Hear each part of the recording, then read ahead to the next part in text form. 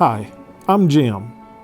In a few moments, I'm going to propose to you an idea that at first will seem ludicrous. Before I introduce this notion, however, I'd like to share with you a few observations that brought me to examine the feasibility of such a radical concept. That our nation, indeed our world, is in economic crisis is news to no one. Yet those empowered to ease the resultant pain and suffering are either at a loss for solutions or unwilling to implement them. I am neither an economist nor a soothsayer, but from the study I have done, I believe that the current predicament is a somewhat different creature than anything we have encountered in the past, and that whatever the outcome, life as we now know it will be fodder for history books. This belief is rooted in no single characteristic of today's America, but in the culmination of several phenomena of our modern life. Endless war, imperialism, the rape and degradation of the planet's natural resources, steady decline in the quality of education, the blinding pace of urban living, isolated lifestyles, rampant consumerism, unbridled greed, and the list goes on and on. In short, America is a ticking time bomb. It is no longer a matter of if, but when it will explode.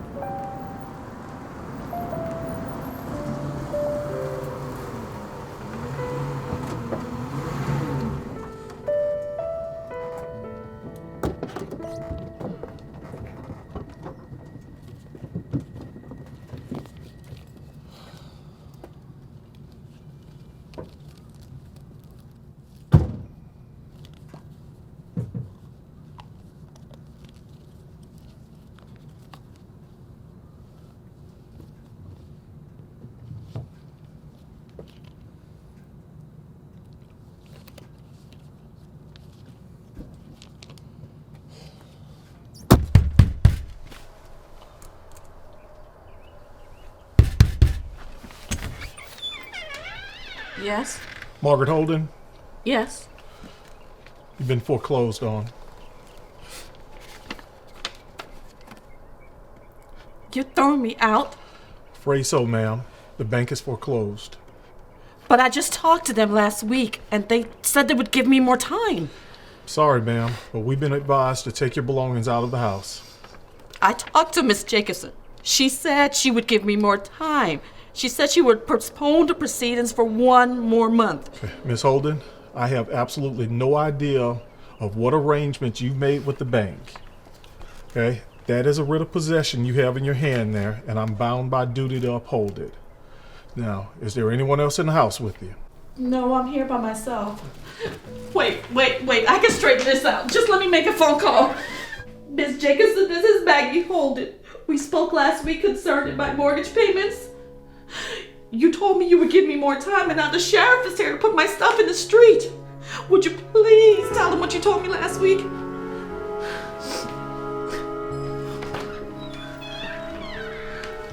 All right, guys, let's get started. No, but I told you I couldn't.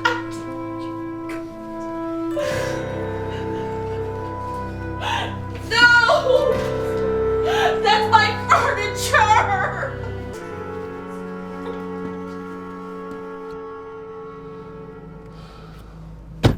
Damn. You know what, Bill?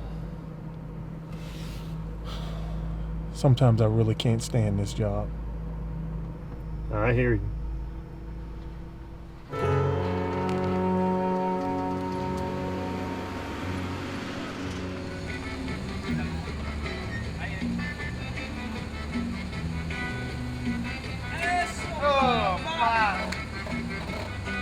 ¿Cómo no les pueden importar lo que pasa en Washington? ¿No das cuenta que pasa allí, nos afectan aquí? Yo no desperdicio mi tiempo. Ellos son unos mentirosos de todas maneras. Sí, y ellos siguen siendo mentirosos cuando tengamos en la oficina fuera de sus mentiras. Miguel, ¿y cuánto tiempo has estado viviendo en este país? Como 8 años. Y en esos 8 años que has estado viviendo aquí, ¿has votado por alguna en especial? Sí, lo voté por Barack Obama. Y en esos 8 años que él ha estado en el poder, ¿ha hecho grandes cambios en el gobierno o con la gente? Pues yo sé que no ha hecho mucho, pero... Estos fue puta políticos. Dicen lo que sea para ser elegidos. Ya cuando están en oficina, hacen lo que se les dé la regalada gana. Y además, ellos besan el culo de los ricos. Y los ricos son los que les dan putas y dinero. Y después de unos meses de elección, ellos comienzan a sonreír y a agitar sus manos. Después que son elegidos, nos joden otra vez. Entonces tú dices que no hay políticos que hacen cosas correctas. Y todos son ladrones y mentirosos. ¿Qué manera hay que enseñar? Quizás hay uno o dos, pero ninguno de ellos pueden tener el poder, no tienen una chance. Entonces nosotros necesitamos tener más delegados. No, Miguel, mira. Toma una cierta clase de persona para ser político, así como un músico o un científico. Porque ellos tienen que tener la capacidad de irse a dormir cada noche después de haberle quitado la comida a la gente que tiene hambre. Ellos tienen que ser capaces de mirarlos en los ojos mientras ellas meten la mano en la billetera para quitarse el dinero. Sí, son culebras manipuladoras, peligrosas. Y a ellos no les importan si tú vives o mueres. A ellos solo les importa tener dinero, mujeres y sexo. Si tú tienes razón, ¿qué pueden ser gente? ¡Ven over! Shut up, man.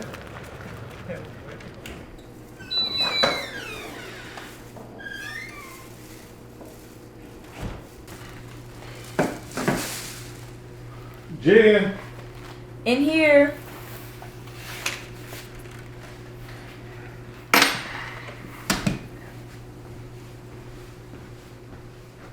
Hey. what's up? Nothing much. Same old, same old. Think about dinner? Cause your man is hungry, mama. Do you think about anything besides food? Let me see. There's food, and there's you. Oh, That's about it. food and me, eh? Mhm. Okay. Well, you'll just have to catch us both. Well, I've already caught the food. Oh, really? Mm-hmm. Huh.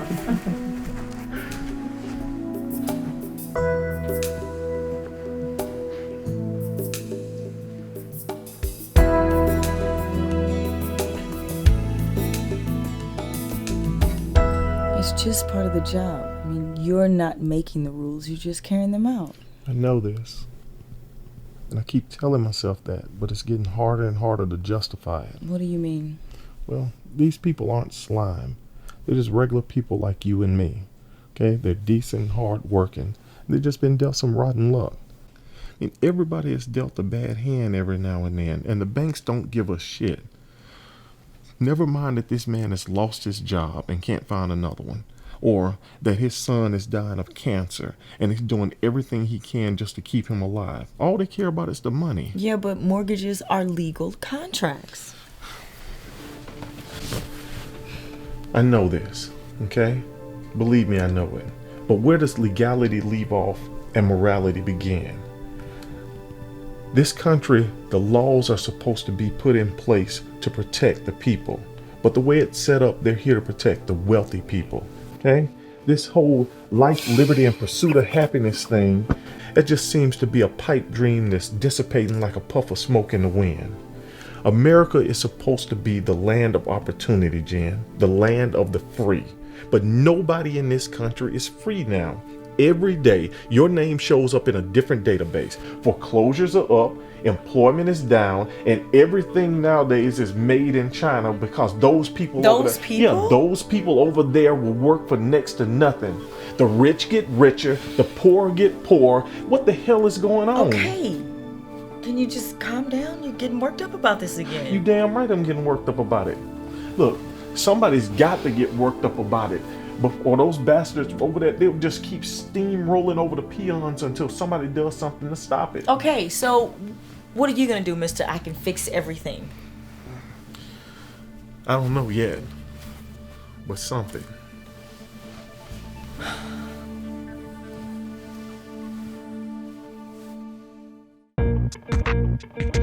I wish I made a left, not a right, so that I wouldn't be awake all night. You know, when you think about it, what is money anyway? What do you mean? Well, you know, back in the day, gold and silver was the only type of money there was. There was no checks, there was no credit cards, and there was no paper bills. Yeah. So? Well, then we got the paper bills that began to represent the gold and the silver. You know, you remember back when you had the dollar bills that had silver certificate written across the top of them? Yeah, I think so. Well, for every silver certificate they had in circulation. Oh, you know what, babe? I almost forgot. I made an appointment for you tomorrow at 10 a.m. for your stomach with a Dr. Johnson. Hold on. How do you know I didn't have something to do on my day off? Well, do you? No, but that's besides the point. Anyway, what's wrong with Dr. Pajorski? You've been seeing him for over a month now taking those pills and they still aren't doing you any good. Besides, nothing wrong with getting a second opinion. In any way, Dr. Johnson is a naturopath. What the hell is a naturopath? Is that like a psychopath? Very funny. No, it just means she uses natural healing remedies instead of surgery and drugs. Oh, so what you telling me is she's got like this cauldron in the back where she's boiling up. Would you just go see her? Okay. Anyway, what I was telling you was that for every piece of silver, or for every silver certificate that they had in circulation, there was an actual piece of silver that backed that piece of paper and gave the paper a fixed value. One bill equaled a certain weight of silver, and if you wanted to, you could go and trade your certificate in and have a nice shiny piece of silver to carry around with you. Okay, so what's your point? My point is now is that the federal note we have is just paper and ink. You can't take it in and trade it in on gold and silver anymore. It doesn't have any real value. And as a matter of fact, the coins that we walk around with in our pocket, well, that is if anyone actually walks around with coins anymore, are made out of copper and nickel instead of silver and gold. How's the meat coming? It's getting there. What I was saying was, since these Federal Reserve notes that we have. Also, I called the guy about the light upstairs in the bedroom. Jennifer, are you listening to me? I'm trying to tell you something. Sorry, I just wanted to let you know that I called the guy about the light upstairs. Yeah, okay. Anyway, is there anything else you want to tell me? Got anything else for me? Nope, I think that's it. You know, you really know how to piss over my epiphany. You know that? Jeez. Anyway, like I was saying, the Federal Reserve notes now, they don't even have any real value. It's completely arbitrary. And because of that, the government can go in and they can print up as much of this money as they want to, whenever they want to. Because it doesn't mean anything to them. It's just paper and ink. It makes the U.S. currency as we know it today, in essence, worthless. Jim, can we just eat dinner now, please? You know what, Dan? I think I'm on to something here. I can't quite put my finger on it right now, but I do believe it's important.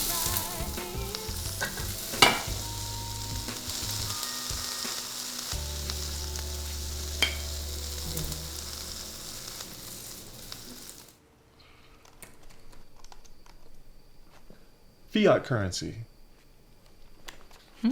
Fiat currency, that's what it's called. That's what's called? The money that we use every day. Money that has no intrinsic value whatsoever. It only has value because the government says it does. It's not backed by anything.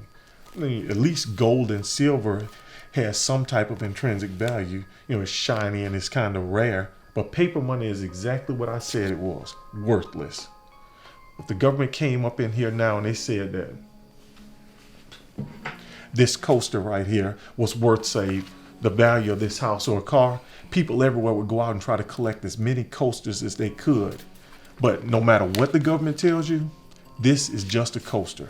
Its only job is to keep you from making a ring on this table right here, period. And no matter what the government tells you, fiat currency is just that, paper and ink. It has no intrinsic value whatsoever.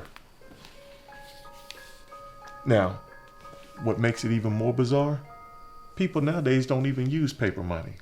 They go shopping and they pull out their plastic, or they shop online. Money itself, people don't even have it anymore. They just have the idea of money.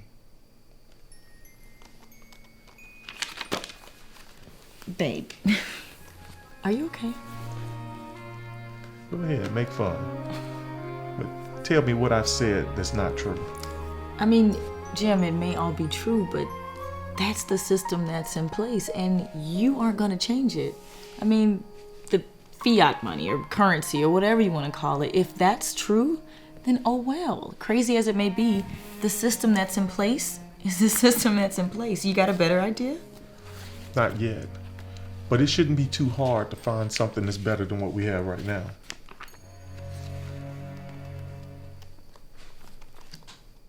Okay, everybody, you good? Okay. God is great, God is good. Let us thank Him for our food. By His hands we all are fed.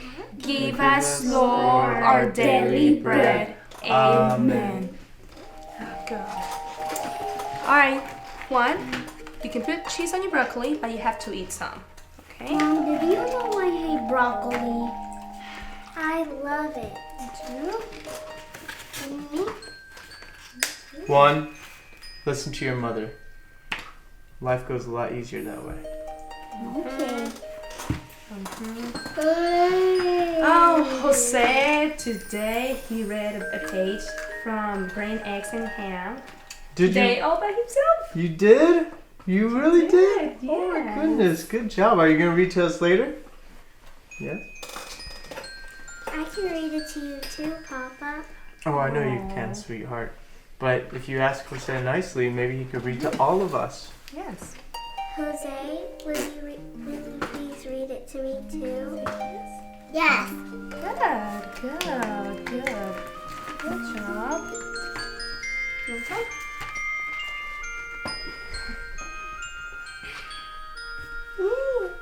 Mom, can I go play my video game? Video game. Okay, but pick up the plate, go to the kitchen, and remember, bed by 9. Okay? Okay, Mom. Good job. Alright, just go. Alright, finish your play, sweetie. Moa and Roberto were talking about how all politicians were crooks and liars. What do you think? Well, isn't the system supposed to be set up to vote for the bad guys out and the good guys in, isn't it? Yeah, but according to Roberto and Manuel, there aren't any good guys. I mean, that's why we moved to this country, remember? If we wanted a corrupt government, we would have moved back to Colombia. Wait, did you want to go back to Colombia, right? I don't know. What I do know is things are getting a lot worse here than they are getting better. And I don't want the children to struggle like we do here. Maybe I should look into one of those grassroots organizations I've been hearing about. Oh, Miguel, don't make trouble. Even we're citizens from this country, we're still foreigners. And just remember how they're still looking at us. And just think about your children. I know. But don't worry, I'll be careful. Okay.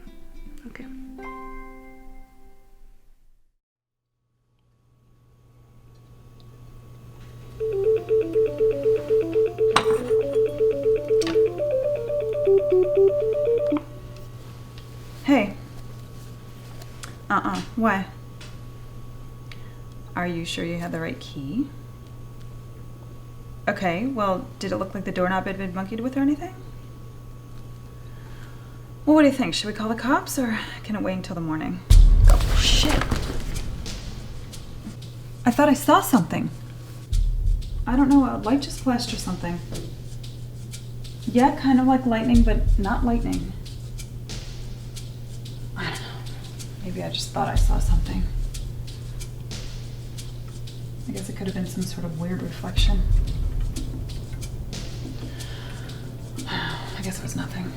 Anyway, are you gonna be up for a while just in case? Yeah, I don't know what to tell you about the doorknob thing.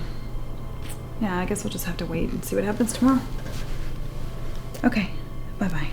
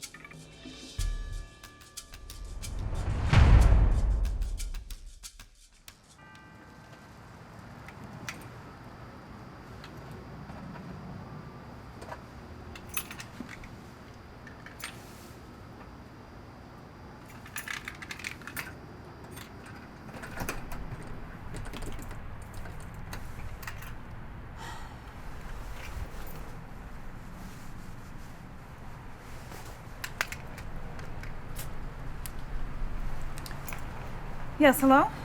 I'm standing outside my office right now, and there's something in the keyhole, and I can't get my key in the lock. And when I was leaving my house earlier today, I found this note that had been shoved into the front door that said, "We need to talk in private." It was signed by Dr. Chung, but I don't know any Dr. Chung. It was really creepy. And then last night when I was... Dr. Shelley Johnson. My cell.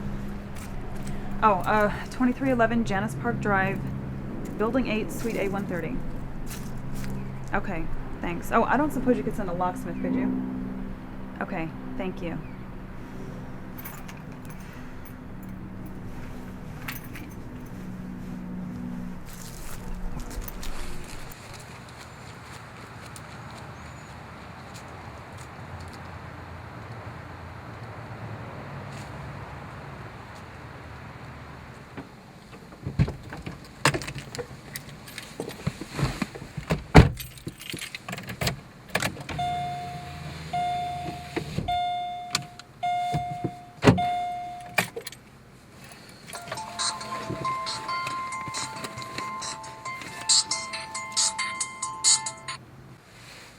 Hello?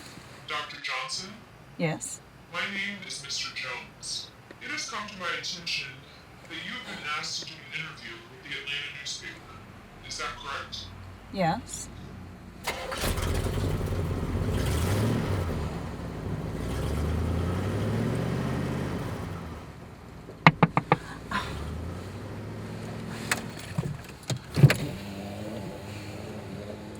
Couldn't get in, could ya? No. Did you see that car that just left? Yeah, so? He called my cell phone. He said his name was Mr. Jones and asked me about the AJC interview. And then when you pulled up, he hung up and left. He called you from a few parking spaces away? Yeah, and he had this weird-sounding voice. Huh. Any idea who he is? No clue. Huh. And when I was leaving my apartment this morning, I found this on the floor. Anyway, the reason we can't unlock the door is that some jerk stuck something in the keyhole, and every time I stick a key in there, it just jams it in further. Huh. And now this idiot in the parking lot. What the hell's going on?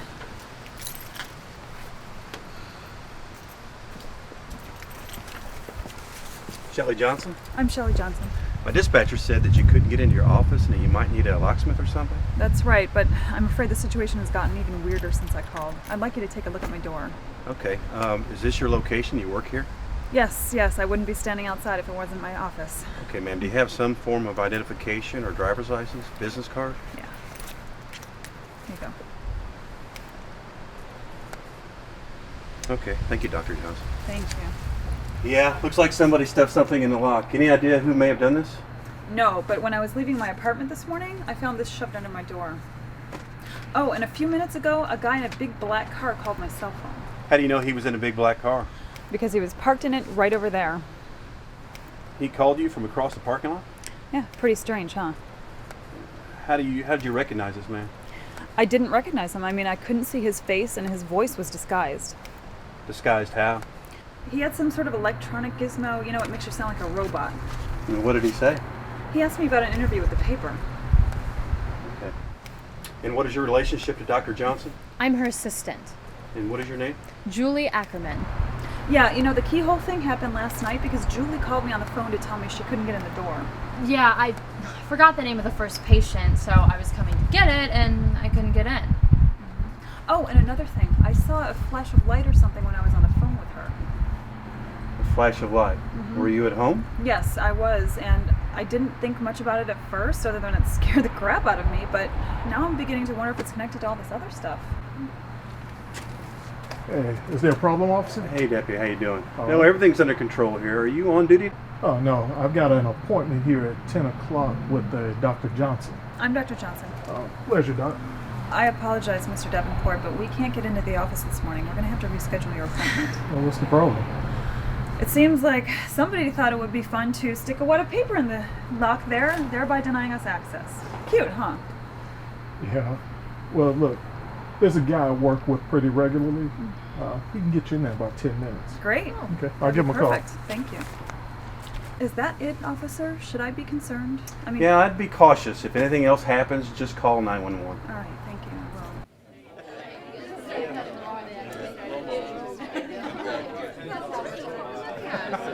I will. like stretched.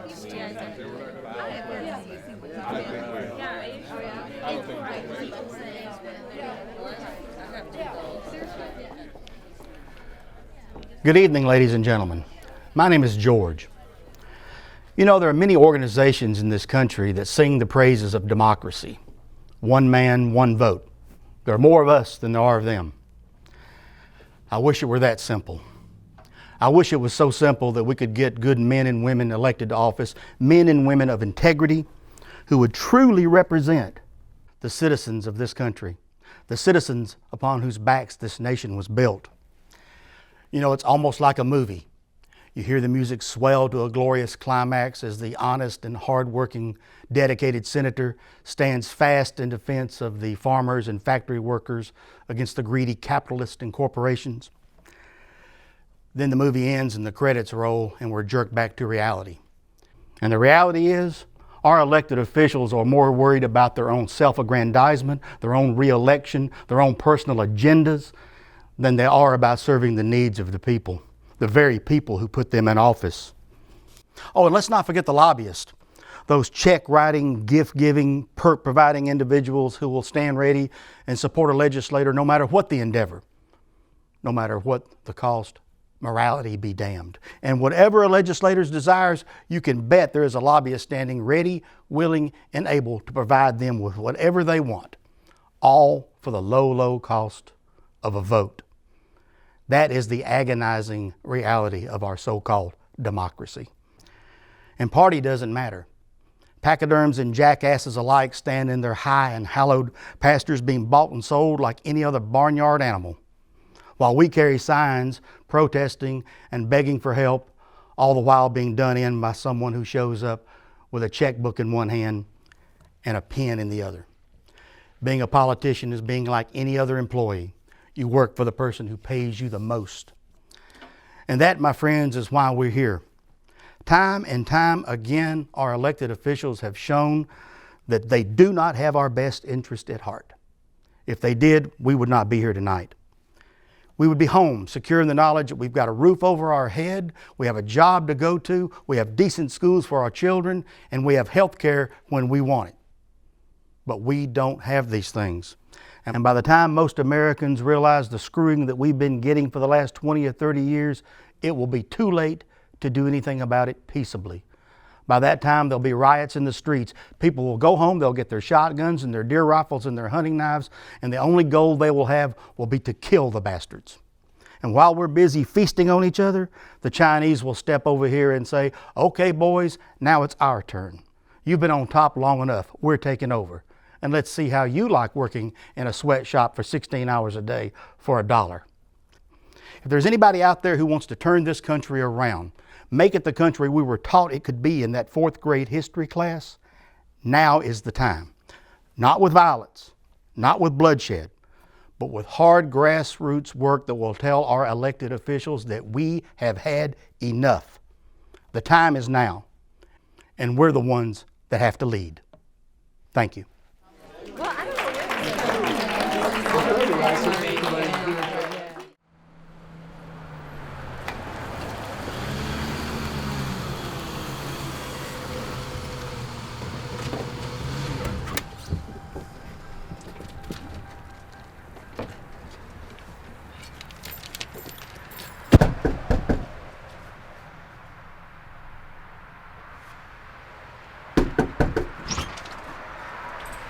John Appleby? Yes, sir. Mr. Appleby, your house is being foreclosed on. So I've been told. I've been in contact with my attorney. She's informed me that the foreclosure is illegal because the note hasn't been located. In fact, she's given me a letter to give to whoever comes by.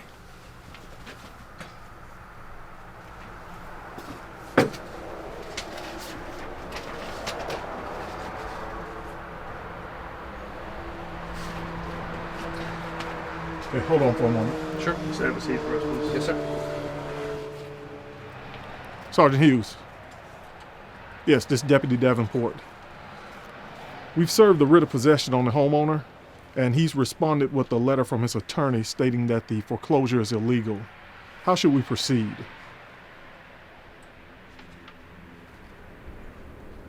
Yeah, it's Jill Bonner. 770-858-6363. I got it. Hey, I'm Bert Larchey from the bank. Deputy Stevens. Hey, Deputy. You ready to get this thing done? Deputy Davenport's on the phone to Sergeant now. Oh, I know all about this. Bonner called me yesterday. Paperwork will be here tomorrow. Meantime, these guys are 4 months behind on their payments, so while we're here... Sergeant said go ahead and let the crew go home, and let's get back to the station. Wait. So you're not going to do your job? Deputy Davenport, Mr. Larsky from the bank. Mr. Larsky? No, sir. We've been advised to go ahead and let the crew go home and go back to the station. Look here, Davenport. I've been after this deadbeat for weeks. He's out of a job, his savings is gone, and every day that him and his family are in here is another day that the bank could be in here making some money by turning this property around. Now, in order to save us all the trouble, since we're all here, why don't we just get this done? Mr. Larsky, I can't do that, okay? We've been advised to abandon this assignment. We'll just see about that.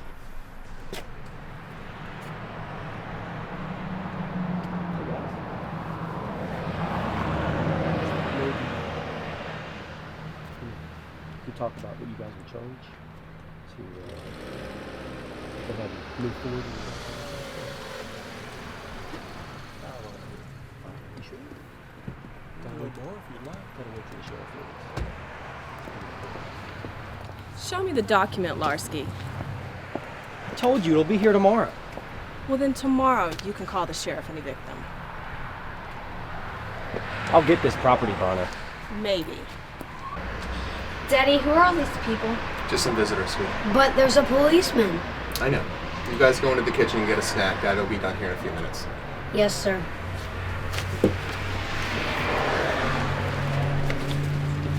Mr. Appleby, any way for you to make a copy of this letter for me? Yes, sir. I'll be right back.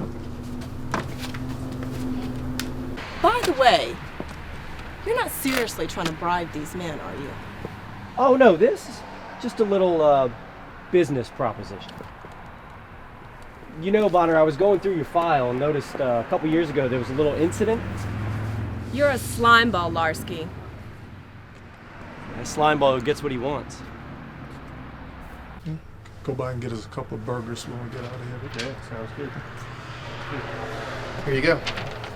All right. Thank you. You're welcome.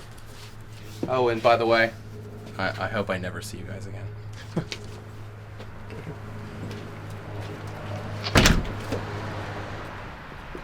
Mr. Larsky, need you to move your vehicle, please.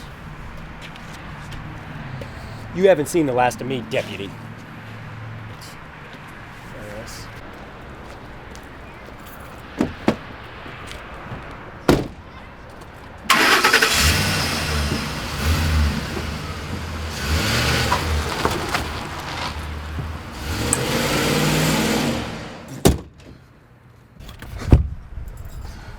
You know what, Bill? Sometimes I really love this job. I hear you.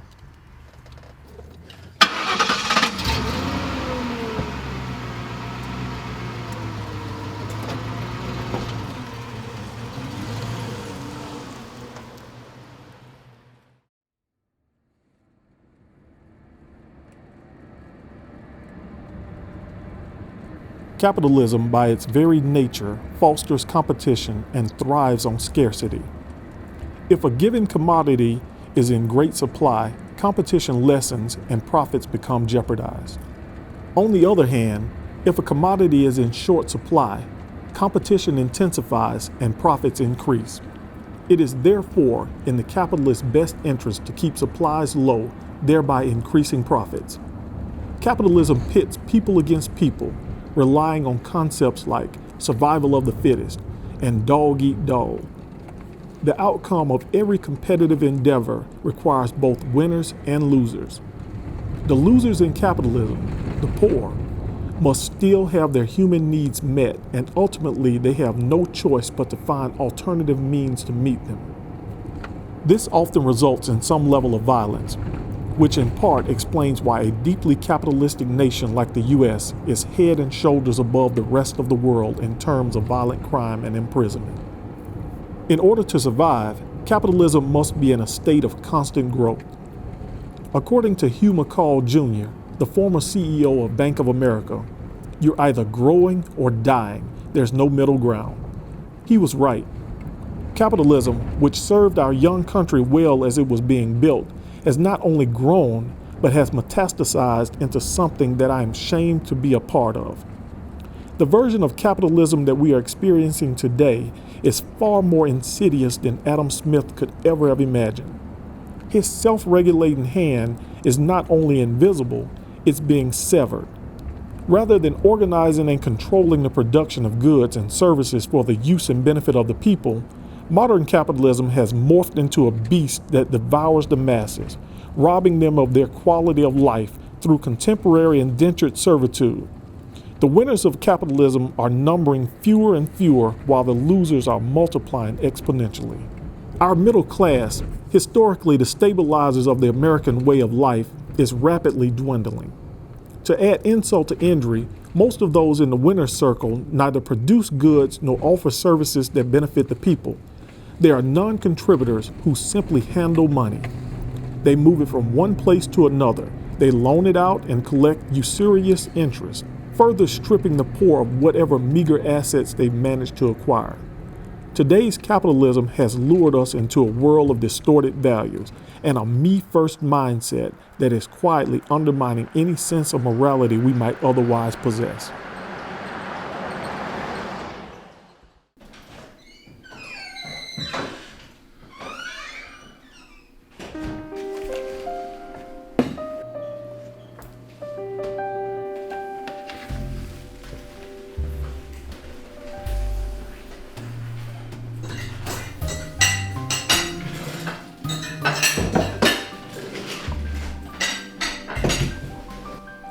Come, Lord Jesus, be our guest. Let these gifts to us be blessed. Oh, give thanks unto the Lord, for he is good, and his mercy endures forever. Amen. So how's your day? Oh, it was pretty good. How was yours? Same old, same old. Yeah. No breakthroughs, no eureka moments today for you? Not today, maybe tomorrow. Hear anything from the twins? Yeah, Angie called and said she wants to drop biology. What'd you tell her? Just if she drops it now, she only have to take it later. That's true. We had a small victory for the little man today. What do you mean? Well, Bill and I served a writ on this guy.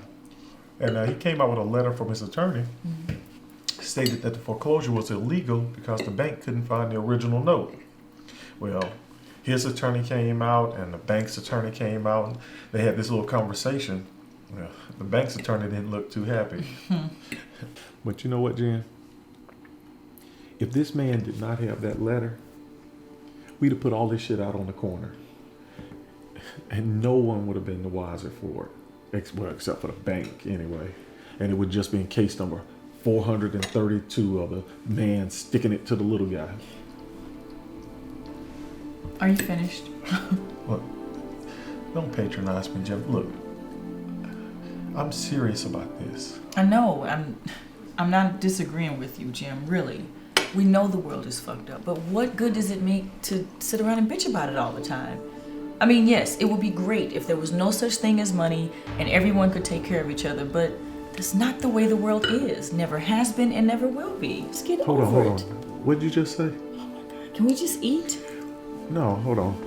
What if there really was no money? Oh my God, have you lost your mind? Well, you said it. I was just running my mouth. Yeah, but look, you remember the other day when we were talking about fiat currency and how I told you that fiat currency only had a value because the government said it had a value.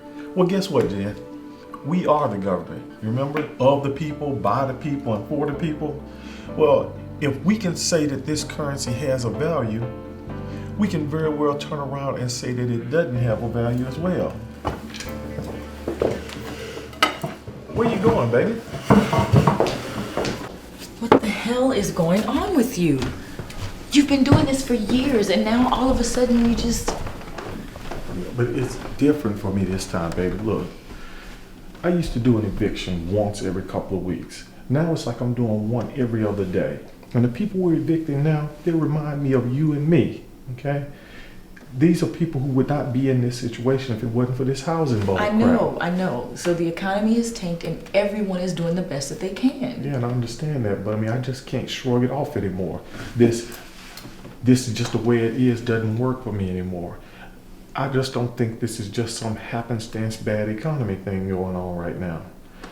What I believe is you got all these people losing their jobs and they're losing their houses. There are millions of people who can't afford to go to the doctor. You have wars that go on and on and on. I just don't think it's an accident anymore. So now it's just a huge conspiracy, right? No, that's not what I'm saying, baby. This is what I'm saying. I'm not saying that there's something formally planned out there, even though it wouldn't surprise me if there were. What I'm saying is that these problems are being caused by the rampant greed and the manipulation of the masses. All done here, Dr. Davenport. Anything else? Who the hell is this? This is Miguel Hernandez. Remember I told you I called the guy about fixing the light? Yes, Miguel, that's all. Is it working properly now? Yes, it is. Good. This is my husband, Jim. Pleasure to meet you, sir. My pleasure. Working late tonight? No, my regular job I'm done with. Right now I'm working for meat. So I'm one of those job losing guys you were just talking about. And the company has cut back on everyone's hours, and I'm just trying to do this to make the difference. You see? That's what I was telling you. You can't get away from it. It's like a cancer. It's everywhere. I couldn't help but overhear your conversation. Yeah, I'm sorry about that. And I get worked up sometimes. Yeah, she's getting sick and tired of hearing me bitch and complain about how screwed up everything is. Oh, no. I agree with you. I've been in this country for 8 years now, and I've seen many changes, and people are scared. They're stressed out, and they don't know what to do next. That's right. Banks right now, they have way too much power. You would think that after all these bailouts that they got, they'd have a lot more humility than what they have. But hell, they're even more bloodthirsty now than they were before they got the bailouts. And Congress does nothing about it. The more I think about it, the more I believe that Congress is under the thumb of big money. Big corporations and big banks are who's actually running the thing here. Yeah, that's what they were saying last night. I go to this meeting that talks about all the mayhem that's going on here right now, and how the government isn't in control anymore. It's the people with all the money. And super wealthy are the ones who make all the decisions. The longer this goes on, the more I believe that. But I guess that's just the way it's always been. The rich calls all the shots. They say jump, the poor people say how high. This is just the 21st century version of that. Yeah, listen, there's a meeting every Thursday around 7:30 at St. Luther's Church. And if you're interested, give me a call. Okay. There are people just like you and me just trying to help each other out. Okay, well, I might just do that. Good. Well, pleasure speaking to you, Jim. All right, same to you, Miguel.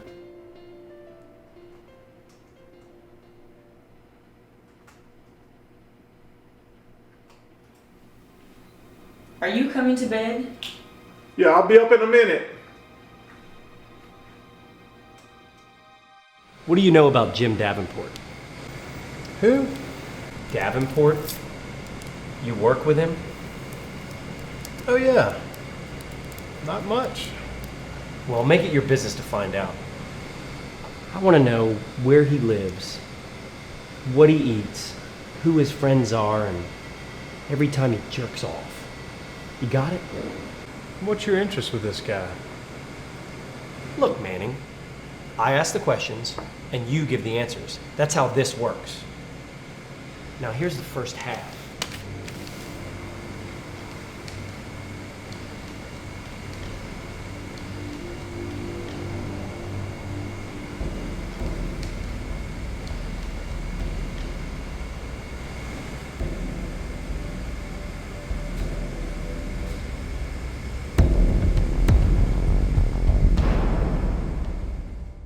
Mr. Shu, I'm going to need you to fill these forms out for me.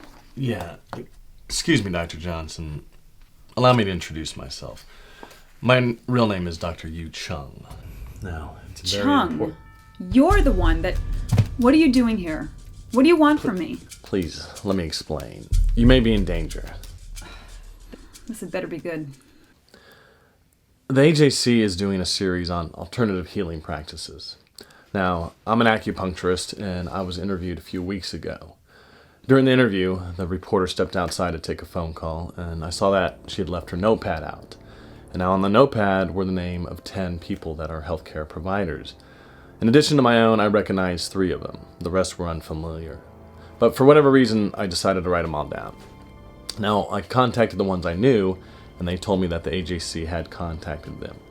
Your name was one of the unfamiliar ones. Have you been contacted by the paper?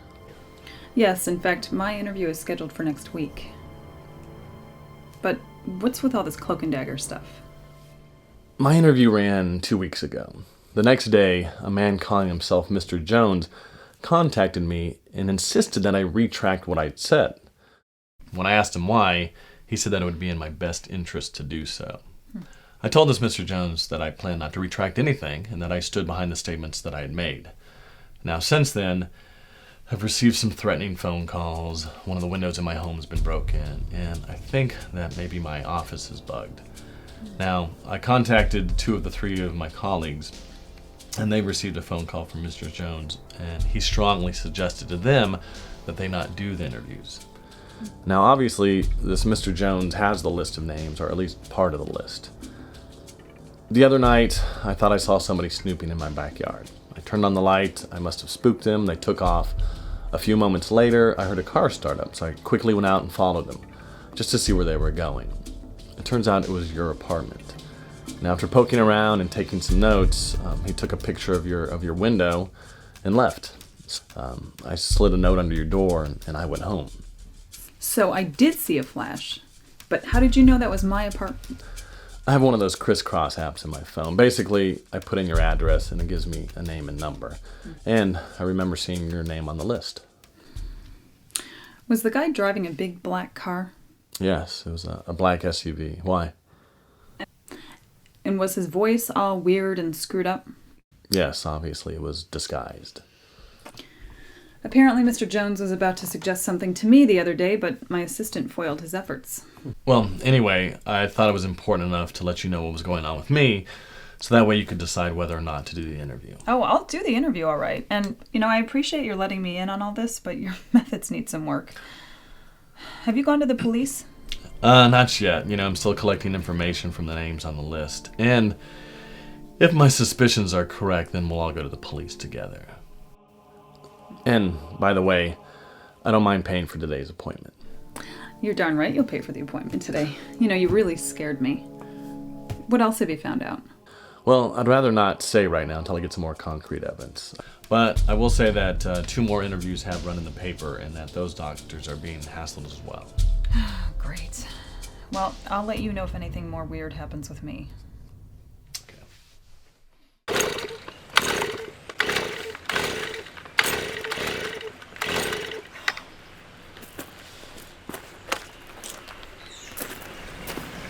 Manuel, esta vaina no se prende, man. Yo no sé, déjame intentarla, a ver si yo la puedo reparar.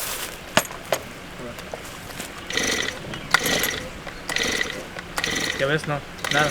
No sirve. Ponla de vuelta en la camioneta. Listo. Miguel, ¿cuánto tiempo más vas a tardar trabajando en el jardín? Dame como 10 minutos. Ok, apenas acabes, quiero que ve y trabajes con las matas y las macetas, por favor. No mames, güey. Oye, ¿vas a la reunión esta noche? No comiences con eso otra vez, Miguel. Yo te dije que ellos piensen que ellos tienen el poder, pero la verdad, ellos van... Síguelo. Pero la verdad, ellos van a querer el poder y no nos lo van a dar a nosotros. Si tú tuvieras el poder, ¿lo darías a otra persona? No jodas. Ve a tu reunión esta noche. Y porque yo tengo una cita con una chica sexy tonight. Pero la verdad, yo no la quiero dejar plantada. Sí, pero bueno, yo tengo hijos y cuando sean grandes querrán saber que yo soy su papá para hacer el mundo mejor.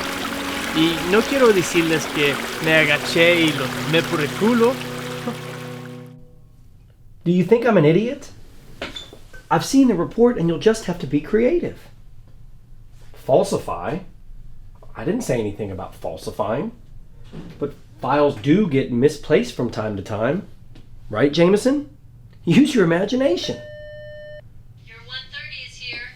Okay, give me a minute. Look, I'll get the form signed. You just make everything look like it's supposed to. Got it? How hard could this be?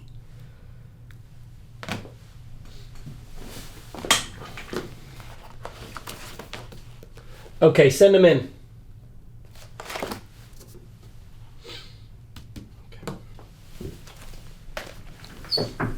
Nate. Yes, sir. Bert Larsky. Have a seat. Yes, sir. Nate, your file here says that you and your mother are having some difficulty repaying your student loan. Is that correct? Yes, sir. And you're aware that if it should go into default, you won't be able to borrow any more money until you clear that default. Yes, sir. What about your father? He and my mom are divorced. He says I should be working. College is too expensive and won't do me any good anyways.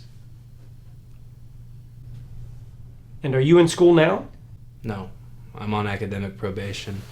My GPA sunk too low, so I can't find a job anywhere. Was there any class in particular that brought your GPA down so low? Yeah, Dr. Davenport's class, you know. I worked my ass off for that woman, and she still failed me. Is that Dr. Jennifer Davenport? Yeah, you know her? No, let's just say I know of her. How's that? Well, you see, I'm on the university's board of directors, Nate. And we have access to data such as grades, student evaluations, things like that. A component of that data is the percentage of students who receive a failing grade from a professor. And Dr. Davenport's percentage of failed students is higher than average. And she's up for tenure next year. As you know, Nate, qualifying for tenure is a very rigorous process. The university wants to be absolutely certain that every one of its tenured professors meets the highest standards. And as a member of the board of directors, I have a vested interest in this as well. Do you understand? Of course, Mr. Larsky. As a candidate for tenure, Dr. Davenport is under routine investigation. If it's determined that any of her grading policies are unjust, she'll be forced to adjust her past grades accordingly. Well, that would probably bring my GPA up to a level that would take me off probation. Exactly. And if you were in school, you would qualify for an in-school deferment, and your mom wouldn't have to worry about making that loan payment every month. Absolutely. So, Nathan, do you believe that the work that you did in Dr. Davenport's class was worthy of a higher grade than what you received? Yes, sir, I do. This form states that you were unjustly given a failing grade in Dr. Davenport's class. Would you sign that for me? Yeah, of course, yeah.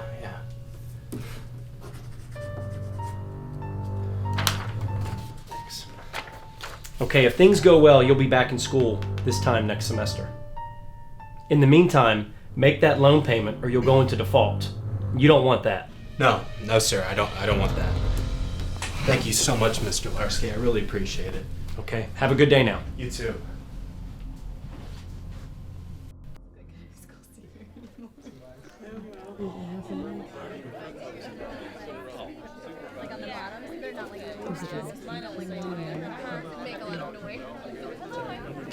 I don't know.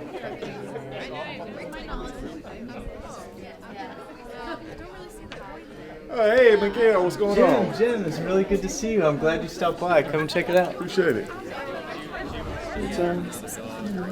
Jim, this is Jeffrey. Hey, Jeffrey. His lovely wife, Laura. Hey, Laura, how you doing? And they were just talking about the Venus Project. And what was the other thing? The Zeitgeist Movement. You ever heard of them? No, I can't say that I have. Well, I was talking to Miguel and telling him that I was perusing the web last night. And came across the Zeitgeist thing.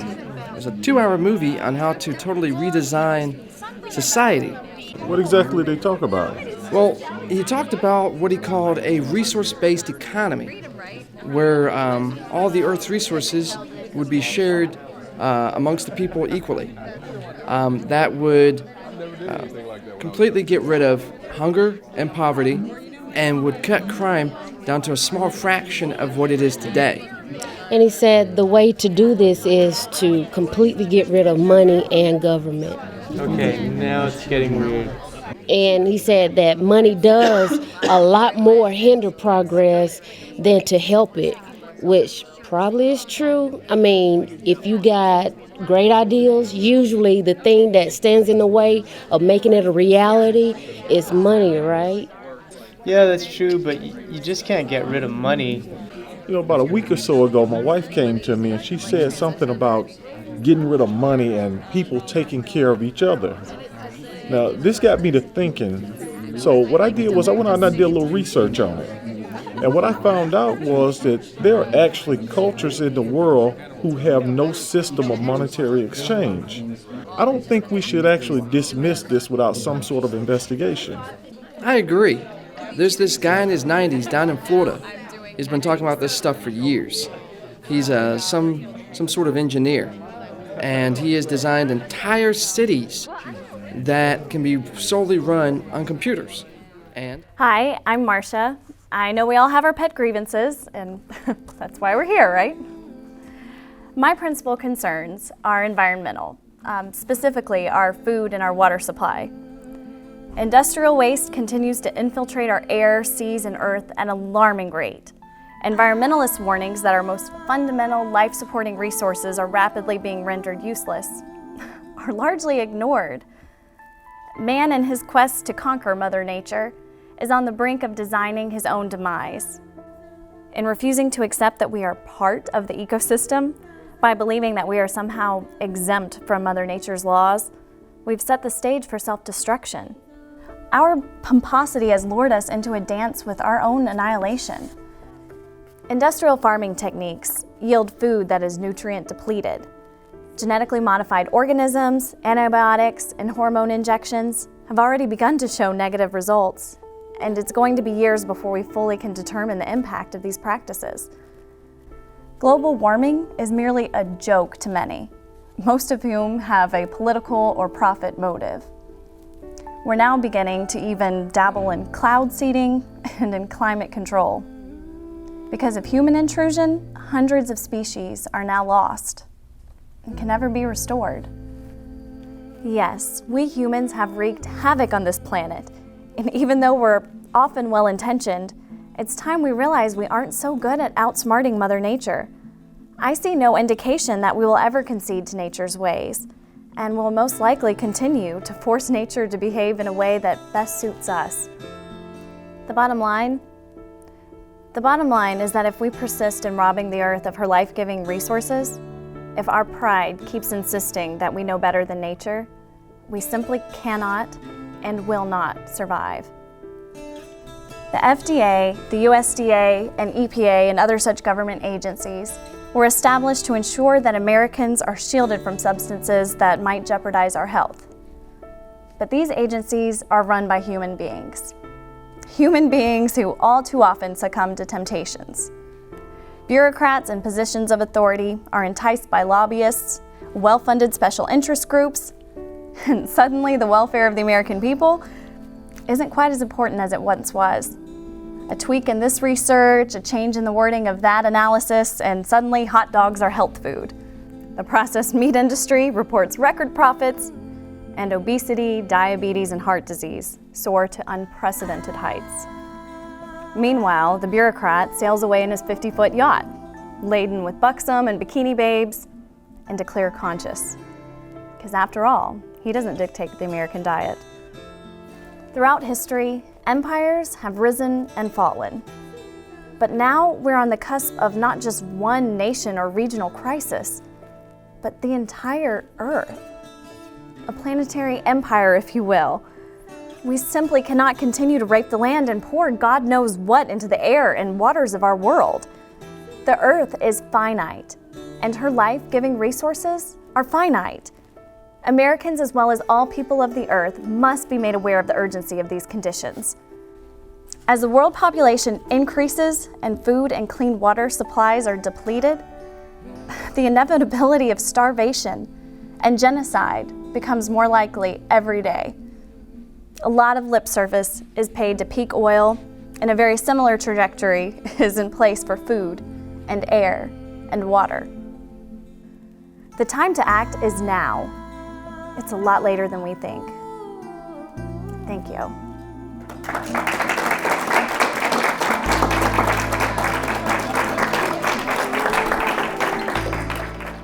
Jim. In here. Hey. Hey, baby. You would not believe where I was tonight. Do I want to know? Oh, whatever. Anyway, you remember Miguel, the guy you hired to fix the light upstairs? Mm-hmm. Well, he told me about a group of people who meet over at St. Luther's Church. Said they get together every week and they discuss ways to unfuck things. It was great. What's going on with you? What? Are you becoming some sort of political activist or something? No, I mean, I was just... Look, we've got a nice house, 2 good jobs, 2 healthy, well-adjusted kids. What more do you want? Is it me? Am I not interesting enough for you anymore? Look, baby, you know that's not it. Then what? What's with this newfound fanaticism to change the world? I don't know.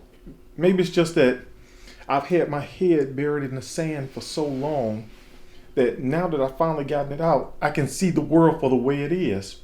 And I'm just not okay to sit around and watch everything crumble around us. You're gonna stick your nose in where it doesn't belong. That's what you're gonna do. Who are these people you were with tonight? Are you getting mixed up in some sort of cult group? Look, baby, give me some credit for having some kind of sense, okay? These people are just regular, hard-working folks who are trying to make a better life for themselves and their family. Now, what's wrong with that? We've worked so hard to get what we have. You go making waves and there's no telling what will happen. Why can't you just let things be?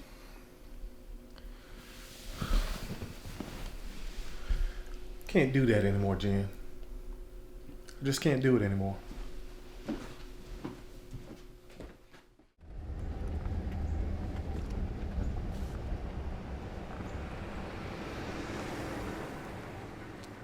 Morning. Morning. Can I help you? No, but I thought I might be able to help you out, though. Looks like you're having a little bit of problem. No, thanks anyway. I think I can get it. You sure? I mean, I'm not looking for a handout. Just thought you might need an extra back. I don't want to intrude, though.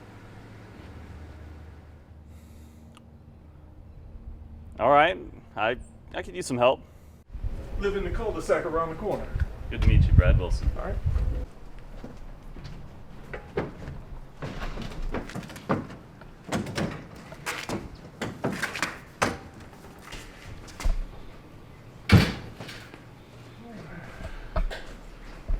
Well, Jim, I think I can get it from here. Okay. Well, nice to meet you, Brad. I got to get going right now, though.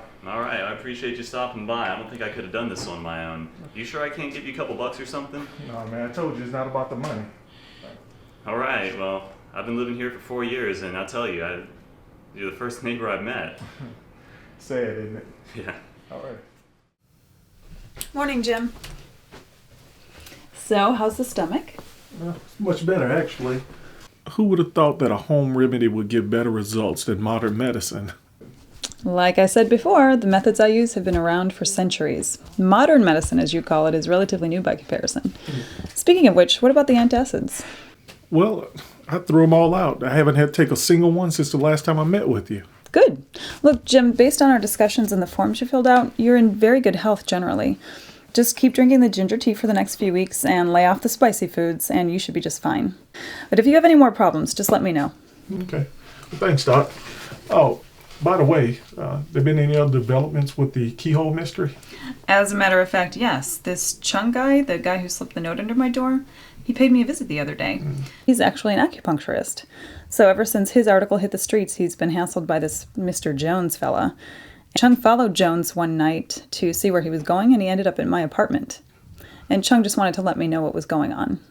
What's this Jones person have to do with this? Don't know really, but it's clear that he wants these interviews to be stopped. And what does that have to do with you? I'm on the list of interviewees. In fact, I'm scheduled to be interviewed next week. So you're going to do it then? Damn right I'm going to do it. I'll take any and every opportunity to tell people about alternatives to conventional medicine. I'm convinced that conventional medicine would have killed my father. He had a heart attack when I was a little girl, and he had triple bypass surgery, and they prescribed a cocktail of prescription drugs for him to be on for the rest of his life. 4 years later, he had a second attack, and they wanted to repeat the surgery and told him that his chances of survival were greatly diminished. But my dad went to church with a guy who practiced naturopathic medicine, and he offered to treat my dad. 9 years later, he's healthy as an ox and no sign of cardiac distress. So then you decide to go into naturopathy. Absolutely, and along the way I picked up a medical degree. So I'm actually licensed to practice medicine, but I rarely ever prescribe drugs to my patients. And the more I learn about conventional medicine, and drug manufacturers in particular, the more disgusted I become. It's all about profits, and if someone happens to get permanently injured or die along the way, so be it. Profits must prevail no matter what kind of human suffering is caused. I mean, anyway, if you feel that strongly about it, maybe you should give the interview. Yeah, but I just want to give my opinion, not have Guido blow my brains out in the middle of the night. Well, Doc. Oh, Shelley's fine. Well, Shelley, have you told the police about anything you just told me about? No, not yet. Chung wanted to wait until he's had a chance to contact everyone on the list. Well, I'm not sure that's such a good idea. There could be an element of danger involved in this. Now, this is a little bit outside of my area, but if you want, I can check it out for you. And also, if you start getting threats like this Chung fellow you're telling me about, you might want to look into hiring a private investigator. Well, maybe I'll just do the interview, it'll be printed, and that'll be the end of it. Yeah, we can hope, right? Anyway, since you seem to be on this crusade about naturopath, then you might want to speak in a more public forum. Now, I met with this group of people last night over at St. Luther's Church. They get together every week and they discuss things and, possible ways of how to fix them. So, you might want to come over there and speak about it, like this lady we talked to last night who was talking about the quality of food source in the United States now and how the FDA was in bed with the food industry. Well, she's right. There are a lot of sick people around who wouldn't be sick if they just ate better food. What is this, some sort of city council meeting or something? No, it's not that. What it is just a bunch of people who are trying to get something fixed or something done on a more grassroots level. Every Thursday? I think so. Last night was the first time I went. At St. Luther's? Yes, St. Luther's at 7:30. Are you going next week? I think I will. Well, maybe I'll see you there. Anyway, so you have any more problems with this Dr. Chung or this Mr. Jones's thing, just let me know and I'll see what I can do for you. Thanks, Jim. All right. Bye. Bye. Can you spare anything at all? No, sorry.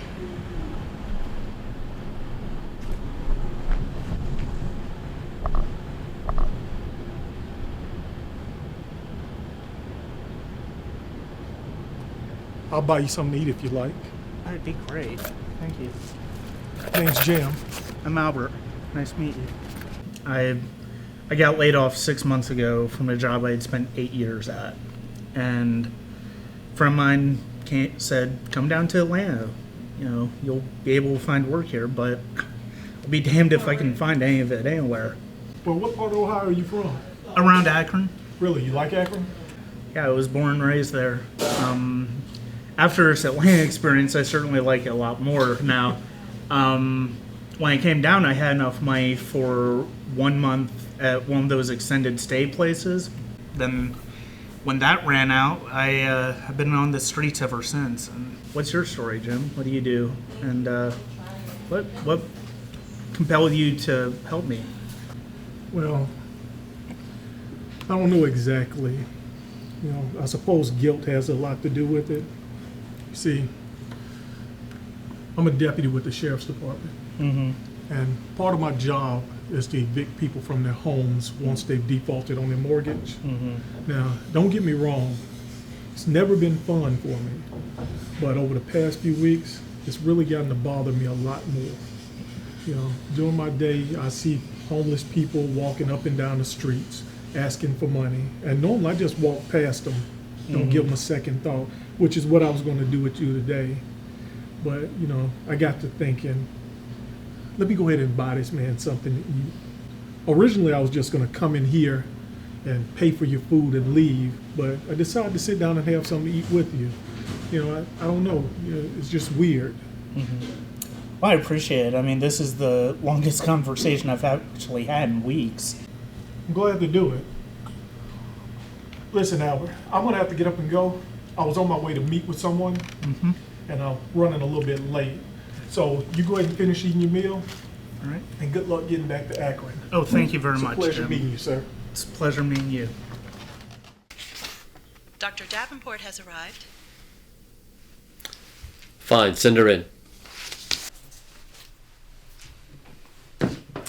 You wanted to see me? Yes, Dr. Davenport. Please, have a seat. Sure. Dr. Davenport, some complaints have been filed with regard to your grading method. In looking at your grading records, it does seem that you have, in fact, assigned a growing number of failing grades to your students. As a matter of fact, you are close to being outside the university parameters. Are you aware of this? Dr. Jameson, I've stated in several faculty meetings that it seems to me the quality of the students is dropping. They're expecting A's and B's but are unwilling to put forth the effort to earn them. I've done some soul searching on this matter, and quite honestly, I don't think that it's me. I've also spoken to several colleagues about this, and they're experiencing the same. I wish I could say this is the first I've heard of it. But the department does have retention quotas, and the board will not allow me to ignore it. There's another issue I need to discuss with you. Okay. I've heard things around campus that connect you with sexual harassment and drug use. What? Nothing formal, just hearsay. But again, I can't ignore it, especially with your tenure review coming so soon. The board is insisting that I place you on temporary suspension until we can clear these matters. Because of some rumors that have no basis? I am sorry, Dr. Davenport, but it's out of my hands at this point. You are to finish this semester, then the investigation will ensue. Now, hopefully, it won't take more than one semester, and you'll be able to return. Dr. Jameson, this is completely unfair. Dr. Davenport, I don't like this any more than you do. You can appeal to the board if you'd like, but the university guidelines are explicit in matters such as this. We just can't take any chances. Will that be all? Yes. Jennifer, I'm really sorry. It's not my doing.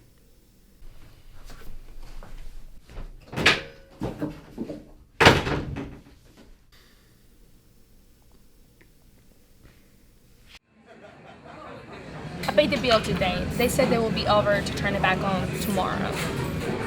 Are you serious? Like, well, how am I supposed to clean up tonight? And when am I gonna get the? Would you get the money to pay the bill? Honey, I made enough money yesterday by my cleaning job. I just didn't have time to talk to them. But wait, I'm supposed to pay the late fees, the installation, the reconnection, and all that? So you're making a mess right now. Stop it.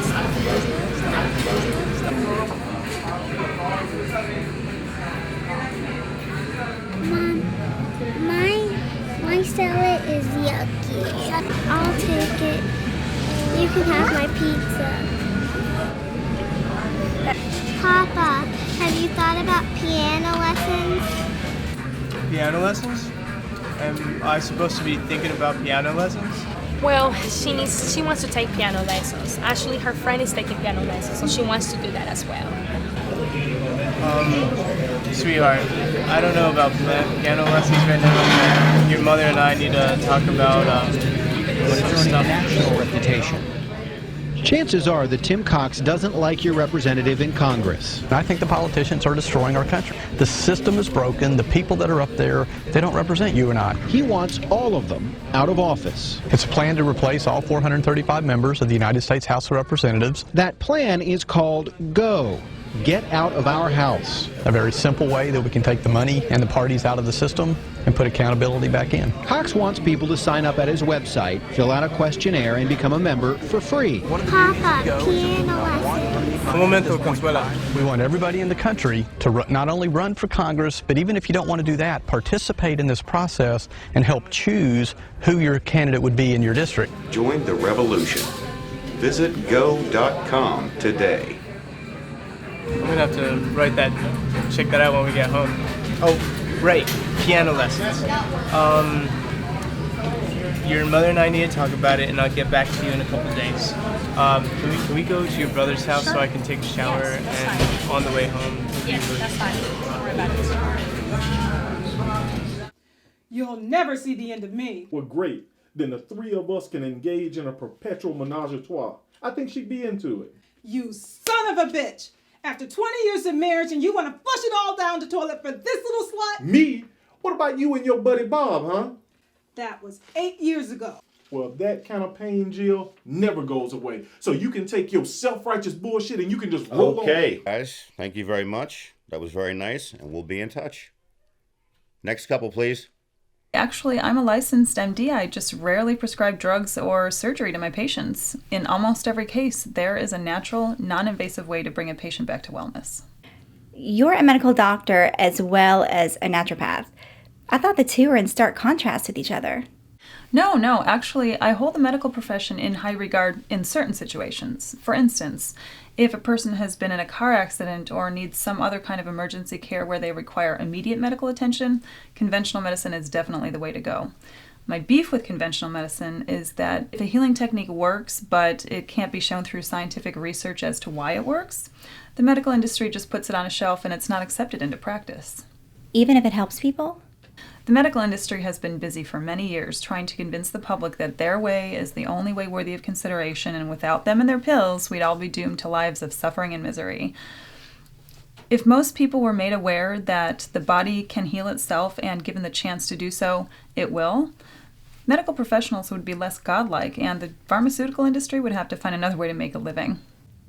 But you recommend herbs and extracts to your patients. How is it different than doctors prescribing medicine? Well, the substances I recommend occur in nature. They're not chemicals created from a lab. And that makes them better? I believe it does. It certainly makes them more compatible with other things that occur in nature, such as human beings. What else would you like to tell the readers? Naturopathy examines the entire individual, not just a hurt finger or a malfunctioning kidney. You can't really treat, for instance, a respiratory illness and not expect the circulatory system to be affected. So naturopathy seeks to treat the entire individual as a whole, and it seeks to bring the individual into balance with nature rather than fight against it. It's certainly not the only healing technique available, but I believe it's as viable as any other. Okay. Well, thank you so much, Dr. Johnson. You're welcome. Thank you.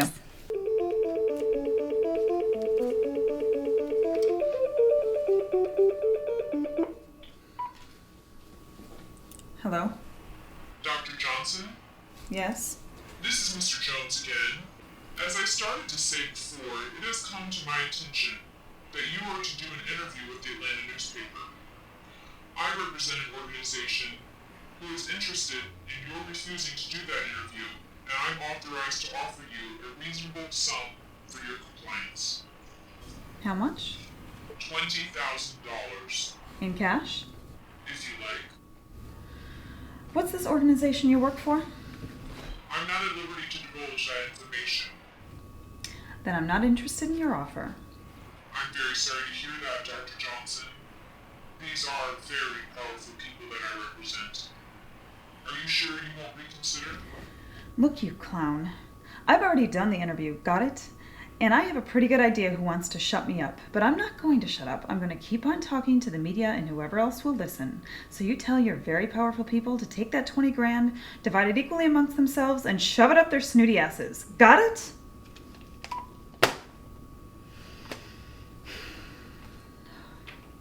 God. Now the shit starts. Oh God, what have I done? Oh.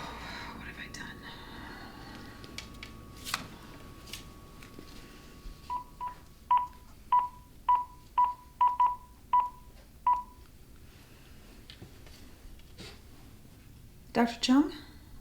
Yes? This is Shelley Johnson. You came to my office last week, remember? Of course. Well, I just got a call from Mr. Jones. He offered me $20,000 not to do the interview. What did you tell him? I told him to go fuck himself, that I would do the interview, that I had already done it, and that I would do more if and when the opportunity arose. Have you learned anything more about this jerk and who he's working for? You know, it has to be the AMA or Big Pharma or somebody like that. I mean, who else would care what we have to say? Yeah, that's what I thought. What about the others? Anything there? Well, they scared off or maybe paid off Dr. Agura. He's an herbalist up in Alpharetta. Now, Jan Finney, a colleague I went to school with, had to close her practice last month, so the paper scratched her off the list. Bill McDonald is a chiropractor who's on the fence, says he can't afford to make trouble for his family. Dr. Belize and Conyers, Tamara Gelswith in Fayette County, and Beverly Glassenhouse in Midtown have done their interviews and are being harassed. The other two I haven't heard from yet. So, where do we go from here? Well, as far as I know, they haven't done anything illegal yet. At least not anything we can prove. And our only contact is this Mr. Jones, who no one has actually seen. So, I don't know that there's anything we can do. Well, what good are you? Hey, I'm taking this as it comes. I'm a doctor, not a detective. I know. I'm sorry. Look, just try to get some rest, okay? I'll let you know as soon as I hear anything. All right. Good night, Dr. Chung. Good night, Dr. Johnson.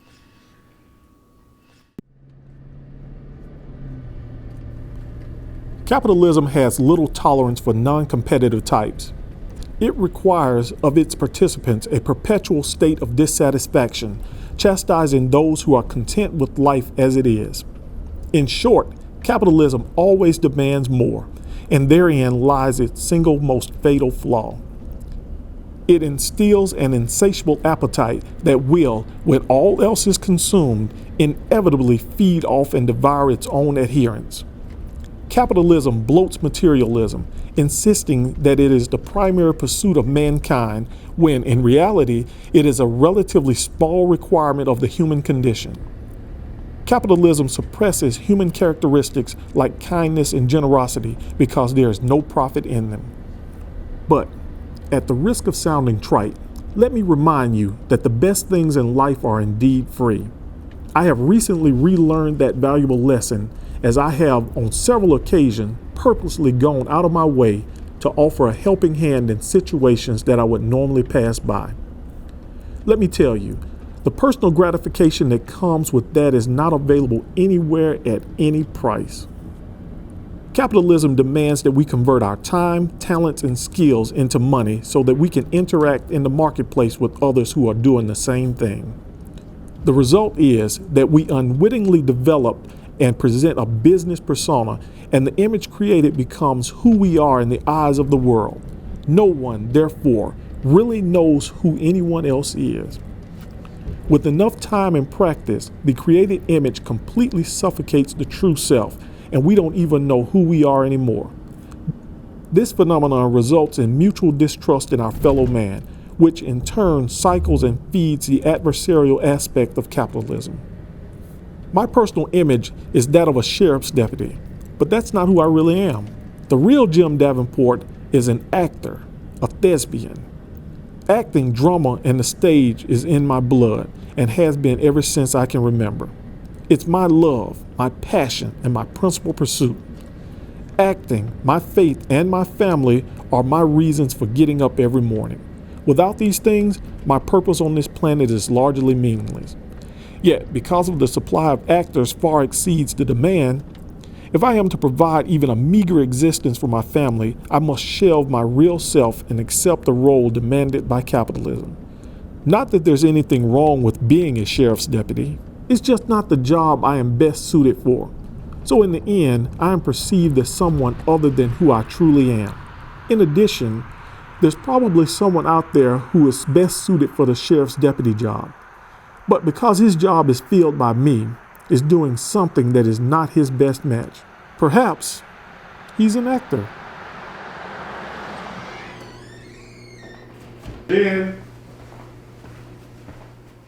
Jan. What's wrong, baby? What's going on? I got suspended. What? Suspended? You mean from your job? Well, I mean, what happened? What's going on? Jameson insinuated that my grading's too harsh. And then there's some bullshit about drug use and sexual harassment. You're kidding, right? That's what he said. I've been sitting here for an hour going over in my mind anything and everything that I could have done that could have been construed as harassment and drug use, but there's nothing. There's nothing. I mean, my grading hasn't changed in 10 years. I'm failing more students, but that's because the quality of the students is declining. There's got to be something up. I don't know what's going on, but I got to get to the bottom of this. There's something I'm not being told. So, what are you going to do? I don't know. Something. Entonces, Miguel, ¿has logrado que Obama esté de acuerdo con tus cosas, con tus ideas? ¿Sabes qué, Roberto? Eres como los cómicos en la televisión. Eso me dicen a cada rato. No, la verdad es, sí voy al Congreso por los Estados Unidos. ¿En serio?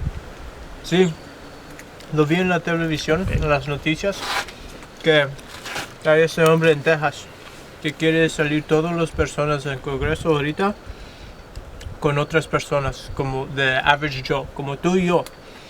Y nada más necesitan a personas que pueden ayudarles con Go. Es la organización que representa y significa de salir de nuestra casa.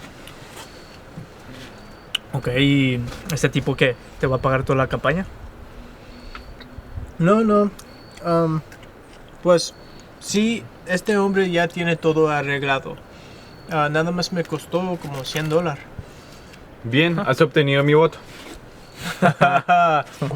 Dale chistes, pero este Go sí puede ayudarnos en este tiempo. Lo que sea.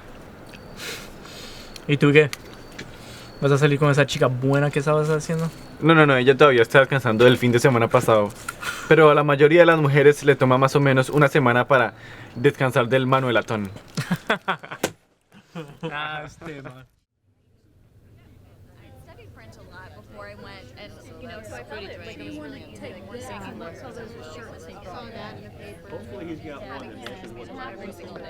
Shelly, over here. Oh, hey, Jim. Hey, how you doing? Good. How are you? All right, I see you decided to come out and check us out. Yeah, well, I figured the worst that can happen is I trash an evening, and I seem to have plenty of evenings to trash these days, so here I am. Great. We're over here. Shelly, this is Laura, Miguel, and Jeffrey. Hi, I'm Shelley Johnson. Miguel was just sitting here talking to us about running for Congress. Yeah, there's this organization called Go that wants to completely repopulate the House of Representatives with people like you and me. And the main dude has it all worked out with how to pay for the campaigns and everything. And I want to go for it. So you just may see me as your congressman in 2012. Not if the Zeitgeist movement has their way. They totally want to get rid of politics and politicians altogether. Let some sort of master computer run everything. Well, until that happens, we still have politicians, and until, from what I see here, I can do a much better job than what I see going on now. You really wouldn't have to do much to do that. I might like it down there and just stay and teach. Good evening, y'all. Have a good one for you tonight. Actually, I had to write it down. For all of you who don't know, my name's Chris. And I'd like to talk with you tonight just a little bit about freedom.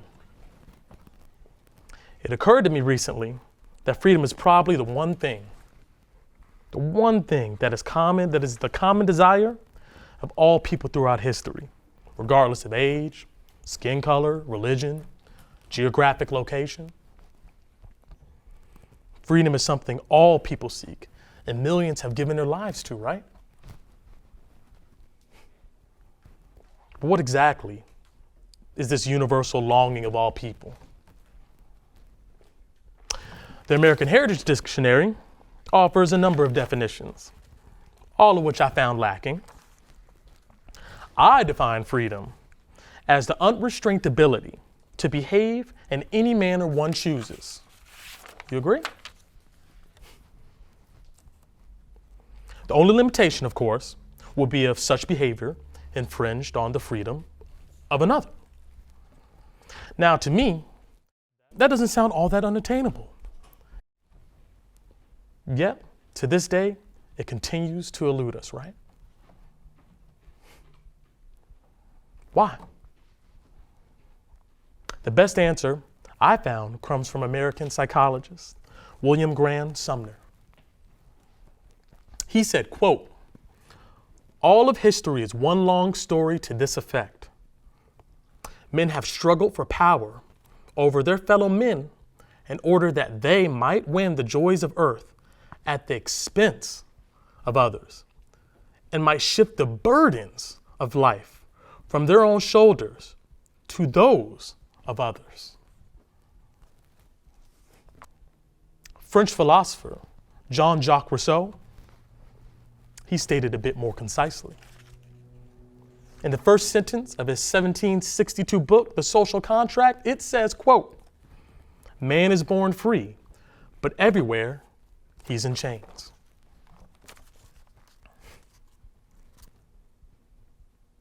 From ancient civilizations, from the Greeks, Egypt, the Persians, the Chinese Han Dynasty, the Ottomans, back to Rome, all the way up to more recent times, the British and American empires, and all the others in between, of course, men have designed social structures, and all of them included slavery. Both George Washington and Thomas Jefferson, they were slave owners, right? The Declaration of Independence states that, what, quote, "All men are created equal." It doesn't say all white men were created equal. It doesn't say all men not enslaved are created equal. It says all men are created equal, right? It goes on to state, quote, "They are endowed by their creator with certain unalienable rights." You know these. Among these are life, liberty, and the pursuit of happiness. In other words, liberty is a God-given right that cannot be taken away. Yet Jefferson, who's the credited principal author of the Declaration of Independence, was doing precisely that.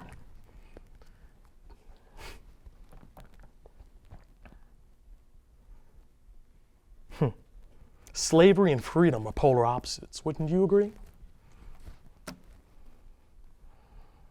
Americans, including myself, hold this document and that man, Thomas Jefferson, to high esteem. But now I'm not quite sure how to reconcile those long-held foundational beliefs to my newfound revelation. It seems that those in power must in some way justify the reason for their superiority and the reason why they oppress others, right? Historically, this is done by declaring themselves a cut above the rest by certain virtues, right? Their sex, their race, their class, or some other characteristic that differentiates human beings. But given the chance, I tell you this, the oppressed historically have demonstrated over and over again that they are indeed created more equal than their oppressors want to acknowledge. The enslavement of Americans today is less obvious than in the 19th century, but it's no less real. It's there. Not too long ago, I heard someone say that if you want to keep somebody in control, you keep them poor, you keep them ignorant, you keep them sick, you keep them afraid, right? With an unstable job market, rising costs of living, more and more are falling below the poverty line. The quality of K-12 education is sinking, but at the same time, college education, the cost of that is skyrocketing. Everything's becoming more and more out of reach. Our healthcare system is a joke. And the food and pharmaceutical companies seem to care more about their profit margin than our well-being, right? Electronic surveillance and tracking technologies impose a tireless presence, ever watching and waiting for anyone who might step out of line. Constantly collecting and storing data on each of us, on the numbered masses. And careful not to take freedom of speech too seriously, lest ye be scrutinized even further. Yes, this is America, the land of opportunity, if you know the right people. Yes, this is America, the land of the free, if you have enough money, right? The same America to whose flag we are to pledge our allegiance, and to the plutocracy for which it stands, one nation, very divided, under the entity whose name not be uttered, with liberty and justice for those who can afford it.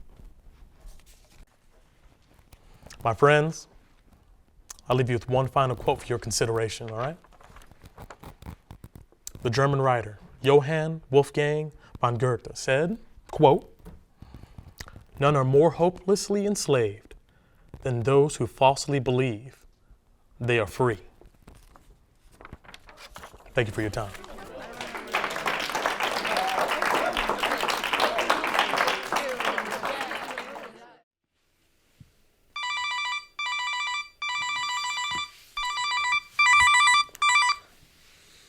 Hello.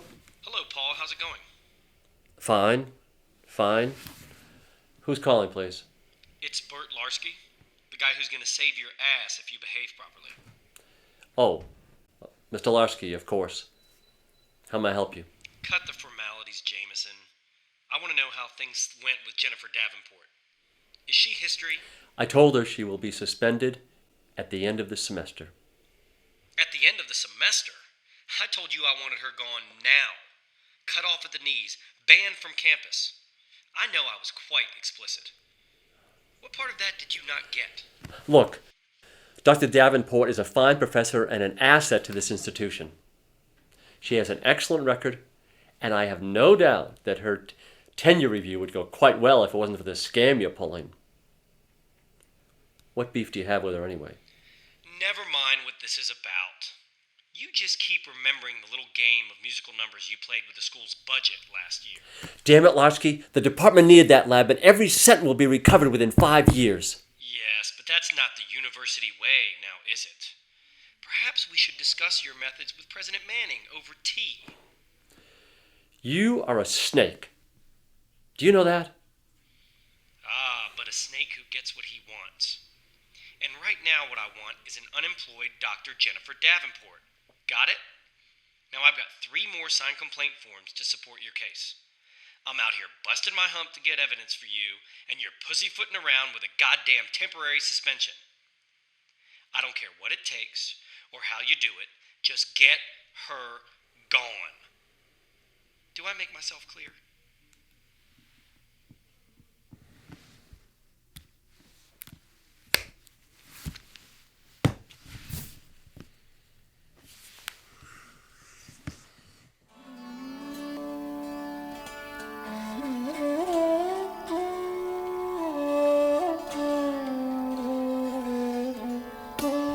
Yes, Mr. Jones phoned me about a week ago. He wanted me to decline the interview. What did you tell him? Well, I told him I wanted to do it. He even offered me a sum of money to get me to decline it. I asked him for the reasons, and he wouldn't be very clear with me about the reasons. Do you know this, Mr. Jones? You know, I've never met him, but he has contacted me as well as others. From what I can put together, I was the first one to do an interview. Jones phoned me soon after that interview was published, and since then I received a number of unpleasant emails, phone calls, suggesting that I be careful or watch out. Now, so far nothing has happened, and I don't know if Jones is working alone, I don't know if he's working with other people, I don't know if somebody's bankrolling him, but I do know that he is very interested in killing or muffling the AJC article about the alternative healing practices. How far is he willing to go to do that? I don't know. But just so far, it's been threats and bribes. You know, this may have gone a bit further. What do you mean? But my interview was scheduled for yesterday, and as I was driving in, my car suddenly died. I had to take my car to the mechanic, and the mechanic told me that somebody had actually put sugar in my gas tank. I didn't put all this together until you walked in here today and told me about all of these things. I was thinking about going to the police and filing a charge, a vandalism charge. And this has now added a whole new dimension to the whole thing. Yeah, I think it might be time we actually contact authorities.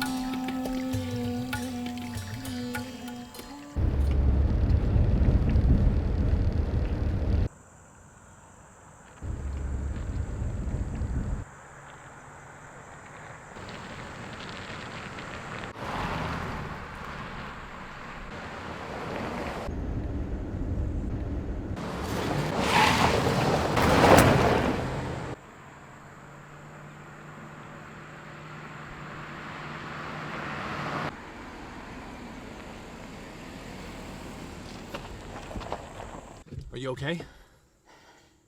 What the hell's wrong with you? You nearly killed me. Are you all right? Don't touch me. Can you stand? Come on. We have to see if you're hurt. I'm fine. I'm just shaken up, that's all. What's with you anyway? You run me off the road and now you're Mr. Concerned? I didn't run you off the road. Jones did. I was following him to see where he was going. What have I done that's so terrible? I run a decent practice. I help people. I'm a good person. How much more of this am I going to have to take, Chung? When's it going to end?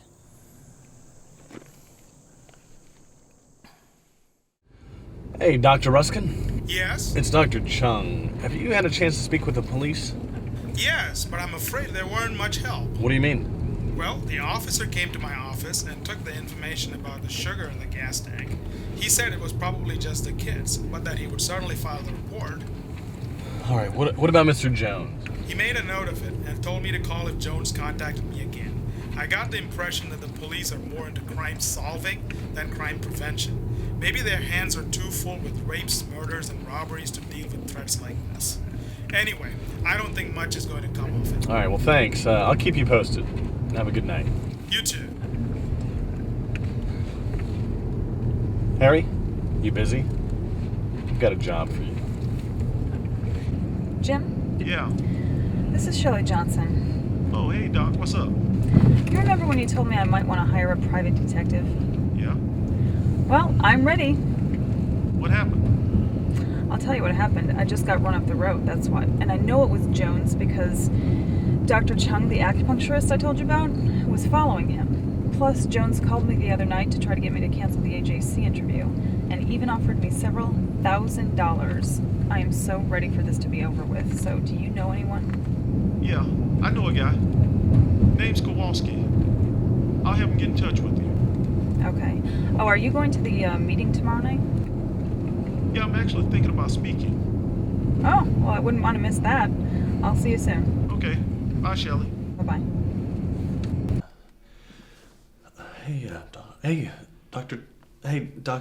Dr. Johnson, this is Dr. Chung. No, Shelley, this is Dr. Chung. How are you feeling better? Are you good? Are you happy? Are you happy? Hey, Shelley, this is Dr. Chung. I mean, I know our relationship is professional, but I find myself very attracted to you. Too bad, Slimeball. Not interested. No, thank you. I don't think that's a good idea. Shelley, this is Chung. You are a hottie, and I want some of what you got. I'm an idiot. Who says that? I want some of what you got. That's great.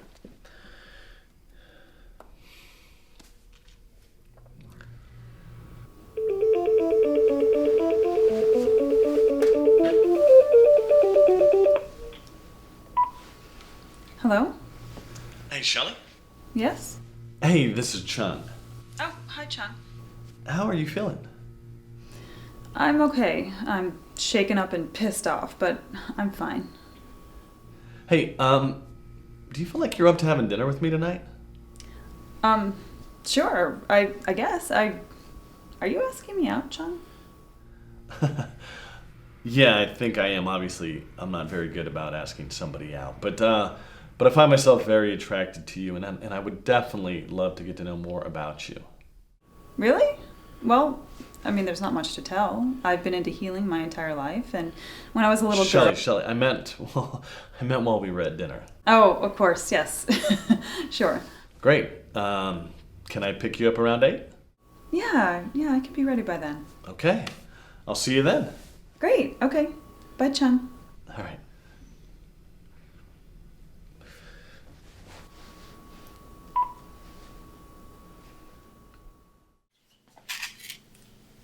Are you working on someone on the questionnaire? Yeah. Did you find out any information about the fair tax question? Oh, yeah, the fair tax.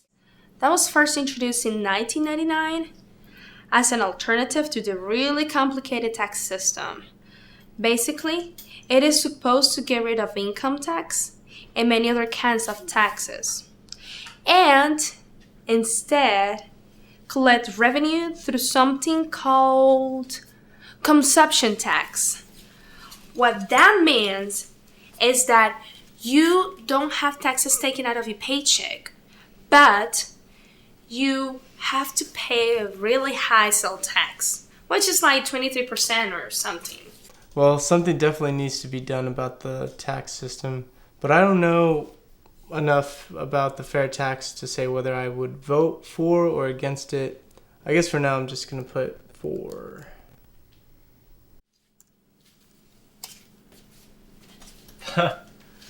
Listen to this one. Will you vote for or against reducing retirement payments to the wealthy or those whose children are wealthy at least 50%? And then it says, wealthy is defined as $11.5 million in assets. Can you believe it? According to this, you have to have over $11 million to be wealthy. I think we could be wealthy on way less than $11 million, don't you? You better believe it. Yeah. Miguel, are you sure you want to do this? What? You mean go? Are you kidding? This is my chance to be a United States congressman. You bet I want to do it. Don't you want this for us? No. If this is what you want, I am completely behind you. I just wondered if you can resist temptations placed it before man, such man, the power, the money, the women. Cassandra, mi amor, you know, I would do anything for you, and I love you. Life would be meaningless without you, and you're the only woman for me. Yes, let's keep it that way. And this could mean a whole new life for us, Cassandra. Not only would I have a say in what laws are made, but I think of how much better off you and the kids would be with the money we'd make. You see, you're always thinking about money. Well, what's wrong with wanting my family to have some things they don't have? Nothing. I just don't want you to turn into like those guys that you're trying to replace. Okay. What if we keep our lifestyle the way it is, or maybe a little better, and I give the rest to charity? Yeah, like this is going to happen. Whatever. Ladies and gentlemen, I believe America is on the edge of a major paradigm shift. With our lives so totally dependent on the behavior of money and the current economic system as volatile as it is, I believe that the era of capitalism is coming to an end. Clearly, this is a radical statement, one that seemingly ignores reason. But only because we are so completely indoctrinated to the monetary system which largely dictates how we manage our lives. The mere suggestion that money and capitalism might no longer exist brings vision of chaos and barbarism. Because without the monetary system, who will be in charge? Who will tell us what we should do and when we should do it? The answer, we will. We are intelligent beings, perfectly capable of navigating our own lives. And with capitalism's him or me undercurrent lifted from our ingrained thought patterns, we can be free to reach out to others as they reach out to us. Just because something has existed, even for centuries, doesn't mean it must always exist. Holding on to tradition and to the familiar offers a certain security, while transitioning into the unfamiliar offers opportunities for lives heretofore unlived. Now, my proposal to you is this. To the extent possible, we initiate an action that will allow us to function amongst ourselves without money. Its purpose is to move us forward towards a more humane lifestyle, one that allows us to be who we truly are. It builds a sense of fellowship, provides security that our fundamental needs will be met, minimize the fear of political and financial power structures, and restore our dignity as American citizens. The only condition to participation in this is that there can be no exchange of money among the participants. Money does more to enslave us than it does to free us. To some, it is no less addictive than alcohol or heroin. And because of that, many people will stop at nothing to acquire more of it. Therefore, the more we can separate ourselves from its use, the freer we will be to direct our lives. We all have different talents and resources with which to help each other overcome difficulties. We must hone our creativity to depend more on our resourcefulness and less on the money to get things done. Make no mistake, what I'm suggesting is not a bartering system. Bartering is just another system of this for that type of exchange method. It's not so different from the current monetary paradigm. This concept is one of total volunteerism. If a kindness is extended to someone, that person is in no way obligated to reciprocate. Likewise, if a need is made known, no one is obligated to fulfill that need, even if the resources are in place to do so. Now keep in mind that if this undertaking is going to be successful, openness and integrity must be prioritized and maintained. But if there's no money, what makes you think people will get the work done? That's a good question. Let me ask you this. Do you get paid to mow your own lawn? If a neighbor is sick down the street, do you expect to be paid if you go down to help her out? You have a hobby that you do day in, day out, week in, week out, year in, year out. Do you expect to be paid for that? In this country, work has become a negative concept. It's become something that we are not supposed to want to do. The truth is, we all do a great deal of work now that we never ever expect to be paid for.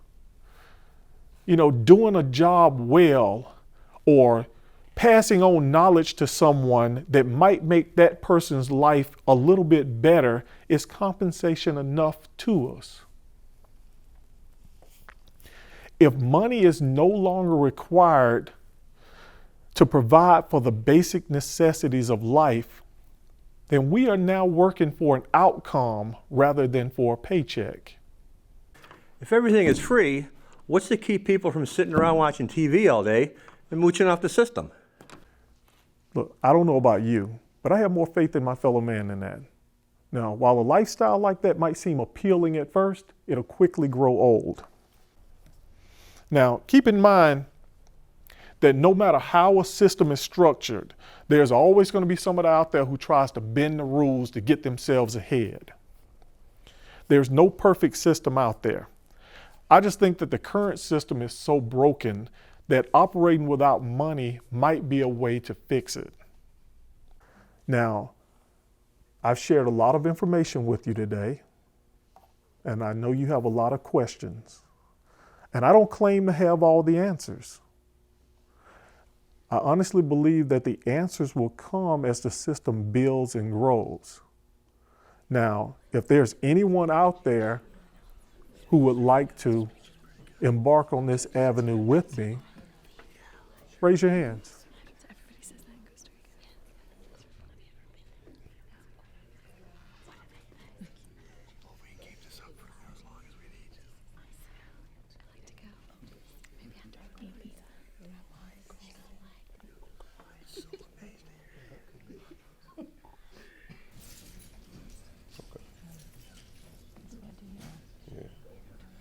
I'm with you, Jim. I'll give it a shot. Yeah, me too.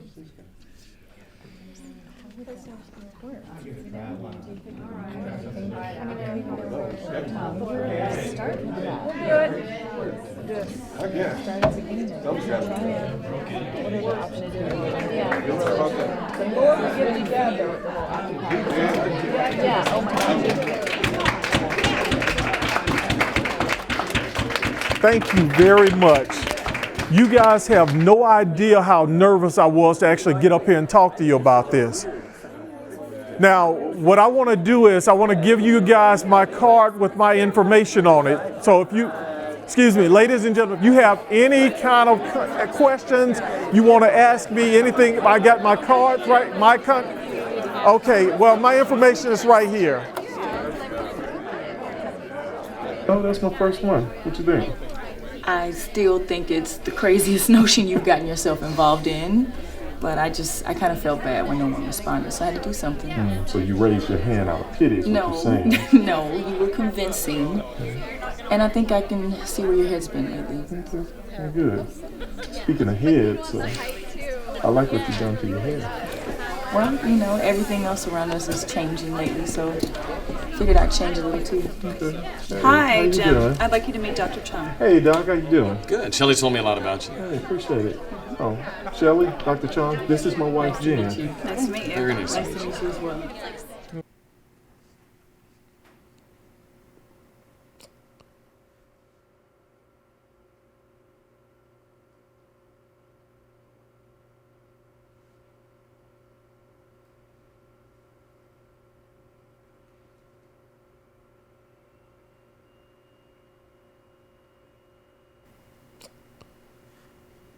Well, if nothing else, at least people are interested. It's a start.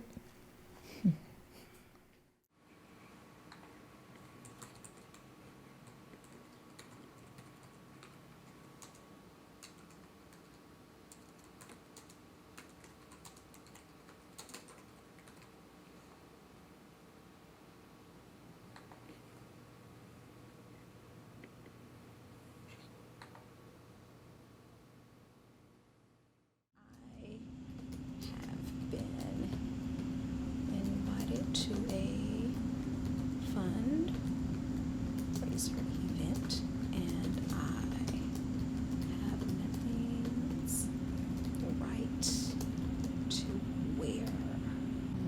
Does anyone have a size 6 evening dress that I could borrow for Friday, August 5th? Thank you, Jeanette.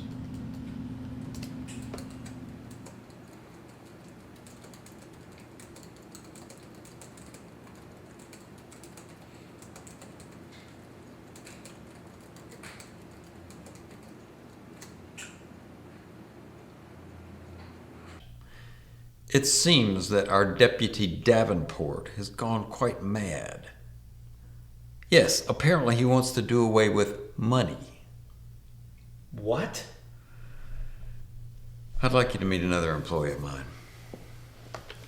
Gail, send in Mr. Jones, would you please?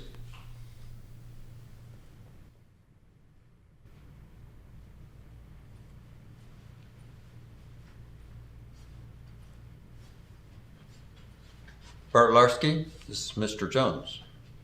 Mr. Jones. Yes, among her many talents is that of a disguise artist, and she prefers to add that touch to aid in her anonymity. Nice touch. As I was saying, the good deputy has come up with the notion that the world would be a better place if money didn't exist, and everyone took care of each other for free. What do you think of that, Mr. Larsky? Suppose for a moment that such a thing were possible. What do you imagine that might mean for people of breeding, people of means, those who actually matter? Well, I don't know, sir. I'd have to think about that for a second. It's a ridiculous idea. Of course it's ridiculous. One that doesn't even deserve to be mentioned. However, it has been mentioned. And according to Mr. Jones here, Davenport wasn't laughed out of the place. The people he was addressing were actually giving it some thought. What do you think about that, Mr. Larsky? Sir, that could never... I mean, that's absurd. It's insane. I can't even think of the words for it. Right. Yet there it is. Davenport put it right out there. Like the big white elephant no one wants to acknowledge. I don't need to tell you, too, that on the off chance that this thing should get out of hand, measures will have to be taken. Wealth and power are the only things that separate us from them. No matter what, we must keep the public broke, sick, fearful, and misinformed. And we must do it in a way that they don't think they're broke, sick, fearful, and misinformed. Otherwise, we're no better than they are. And we are better than they are. Are you with me? Yes, sir. Jones, did you shake that PI yet? Not yet. He's actually pretty good. I might just have to kill him. That's what I like about you, Jones. Always wanting to mop things up, keep it clean and tidy. Well, for now anyway, let's shelve the funny docs assignment. Focus on Davenport's harebrained scheme. Until further notice, you are to do nothing except keep your eyes and ears open and assume this will all blow over. You'll be notified if there are any further instructions. You're to proceed as if this meeting never happened. In the meantime, we'll stay in touch through the normal channels. Good day to you both.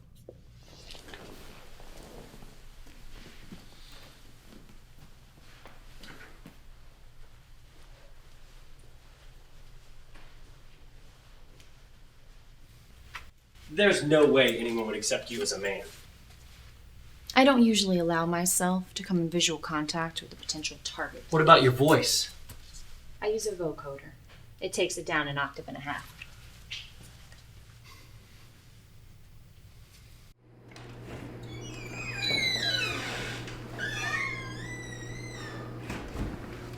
Jen? Jen, you home?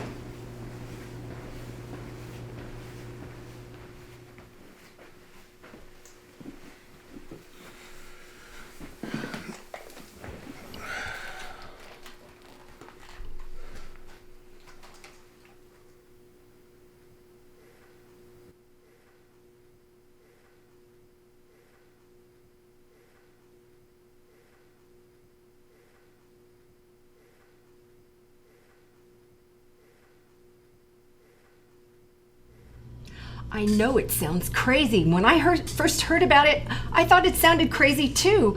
But this is just like people do something for you and you do something for them just because it needs done, and nobody spends any money, so stuff still gets done without people spending money. Oh, so it's like a barter. No, not like barter. Bartering is when I need something and you need something, but I do something for you only if you're doing something for me. This is totally different. Really? Yeah, it's like, so you need something done, or say any member of the group needs something done, and then I just do it for them, and or they do something for me, and it's sort of like an all for one and one for all thing. So this really works. So far it works. Site the other day, and I noticed this guy needs an extension ladder to fix a leak in his roof. And you know I bought that big ass ladder last year to clean my gutters. Yeah, you mean the big one that's taking up all that space in your garage? Yeah, Mark, that's the one. That's the one. Well, did you even clean your gutters yet? No, but let me tell you what happened. I figure I'd take the ladder over to him, drop it off, and then when he's finished, I go over there. Wait a minute. You're gonna take a brand new, never been used before piece of equipment. What'd you pay for that thing anyway? About $200. About $200. You're gonna take a $200 ladder over to some guy you never met before, leave it with him, and then come back and pick it up? Sounds crazy, don't it? Oh man, you're stupider than I thought. What kind of organization is this anyway, man? It's called People Matter More Than Money. People do shit for each other, but nobody pays anything. What kind of communist group is that? Let me tell you. I take the ladder over to him. Tom's his name. Nice fella. We get to talking about how much the ladder costs, what I paid for it. He's like, it looks brand new. Well, and you wonder why he said it looks brand new. So he said when he finished with the leak in his roof, he'd come over to my house and clean my gutters. Let me guess. You haven't seen Tom or the ladder since? No, asshole. I got my ladder back and I got my gutters clean. Really? You gotta have a little faith in your fellow man, my brother. What do you think, Dr. Johnson? Should I be worried? No, it's just a little heat rash. Put some aloe lotion on it a couple times a day and it'll be fine. Any certain kind? No, nothing special. You can buy it at any drugstore. Just keep her out of the sun for the next few days and let her air dry after a cool shower. And then you can take some baking soda and put it on some of these more affected areas before applying the aloe. Okay. Aloe, baking soda, cool shower. Yes. Got it. I can't thank you enough, Doc. No problem. And if it doesn't clear up in a few days, give me a call.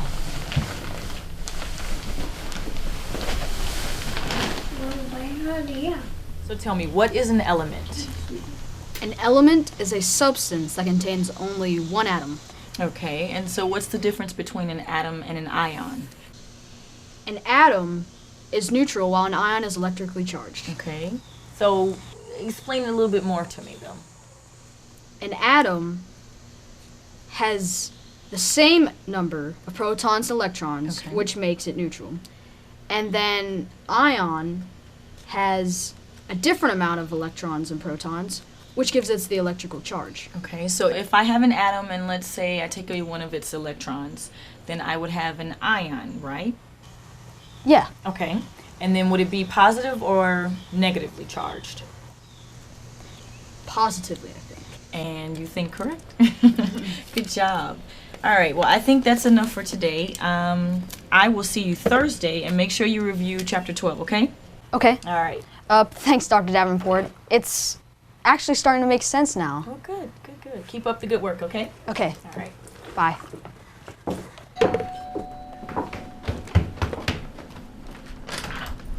Hi, Jeanette. Hi, yes, you must be Miranda. Yes, come on in. Oh, yes, thank you. Oh, I can't tell you how much I appreciate this. You know, my fiance is speaking at this event, and he needs me to be there. But, you know, in this economy, if I had to buy a dress, I just couldn't afford to go. Oh, okay. No problem. I got this dress last year for this dinner party thing, and I haven't worn it since, so at least it'll get some use. Oh, okay. Well, I asked everybody I could think of, and they didn't have a dress that was right for the occasion, or they didn't have, you know, one in the right size. Yeah. You know, that People Matter site, it was my last hope. Oh, well, here it is. Oh, it's beautiful. You know, you should try it on. Just go upstairs, second door to the left. Oh, okay. Well, thanks. I'll be right back. Okay.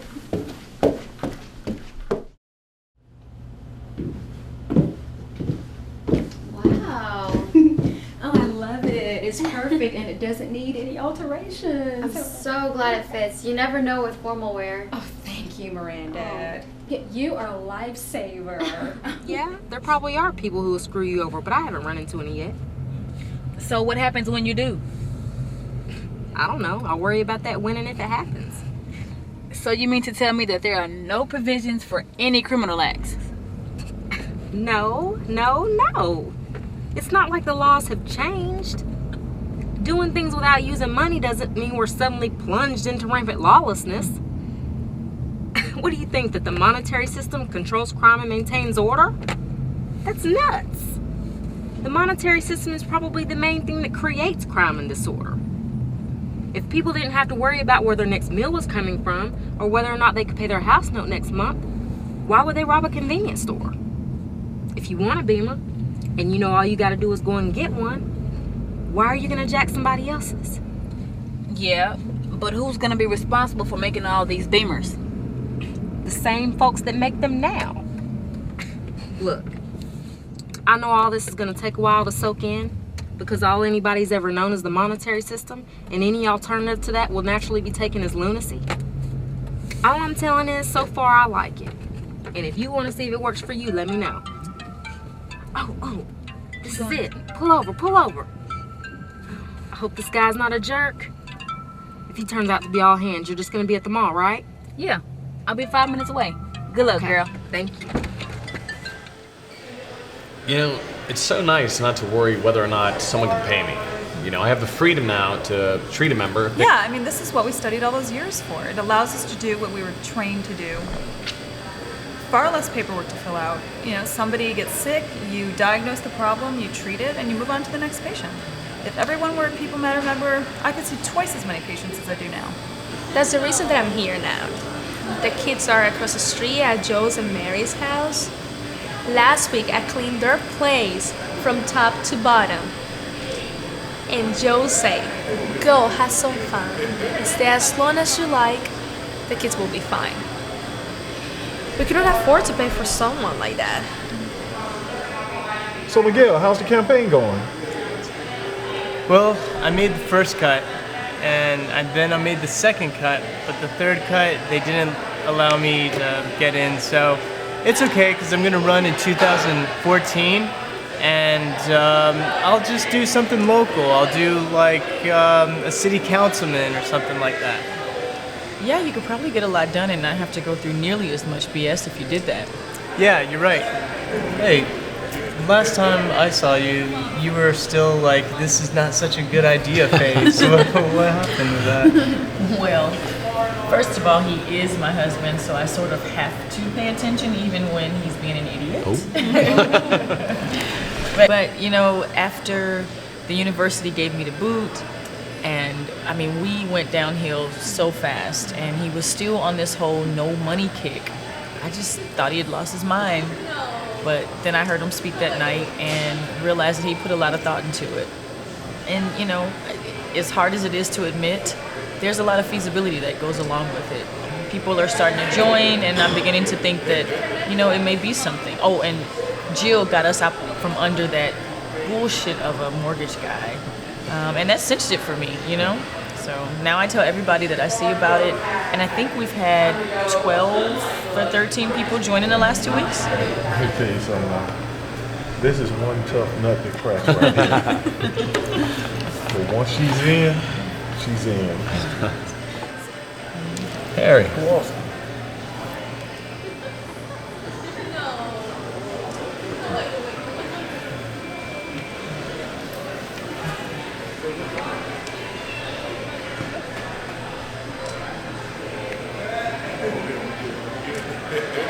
So Jim, what's next?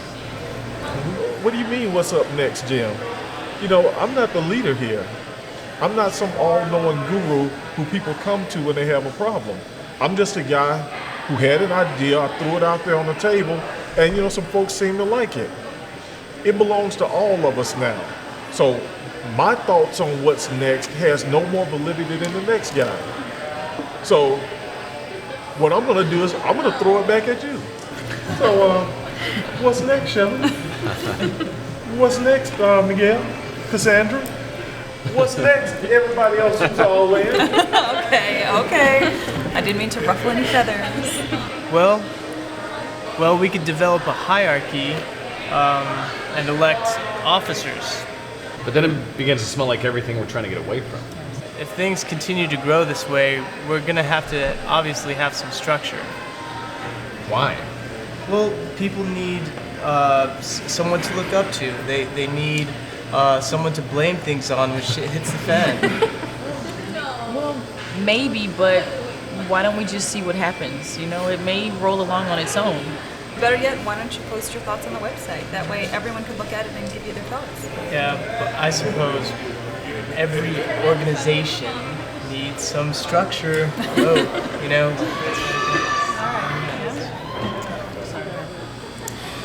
You know, what if this turned out to be a new societal paradigm? What if all our grandchildren knew about money was from history books? And they could only see a dollar bill in a museum? You know what? Anything is possible, but I don't think we should get carried away with it. No. Let's do get carried away. Imagine what life will be like, you know, than what we are used to it. Yeah, I mean, if nobody had to pay for education, everybody would probably be pretty smart. And there won't be any bills to pay. Yep. No mortgage. Nobody getting kicked out of their house. Yeah, there would be no incentives to feed people processed foods. Like hunger would be a thing of the past. Yeah, and we could finally have healthcare for all, and any kind of healthcare we wanted. Yeah. And technology wouldn't be held back. What do you mean? Machines and robots could be designed to do most of the menial labor jobs that is now done by people so that they can have a job to make money, like ATM machines. Years ago, the job was done by a person. Automated checkouts at grocery stores, a machine that weighs your package and splits out the proper postage at the post office. If people didn't have to make money, much more labor-saving technology could be put in place. All good ideas, but let's see if now we can focus on not screwing this thing up. Right. Here. Yes. I'll drink to that. Yes. Anybody hungry? I'm starving. Yes, I am. Yes. There's a process. Well, it was actually Jen who gave me the idea for this movement in the first place. You know, one day we were just sitting at the dinner table talking, and she said, you know, what if there was no such thing as money, and people just took care of each other? Yeah, but I was really just thinking out loud. Yeah, but, you know, that kept popping up in my head over and over again. And I got to thinking, you know, what if there really was no money? And how did you answer that question? Well, I probably answered it the same way everybody else does. You know, if there's no money, how do you pay for anything? How does anything ever get done? You know, mass looting, civilizations crumbling around us. But, you know, the more I thought about it, the more I thought that, you know, these things aren't exactly inevitable. And that's when you decided to give it a try?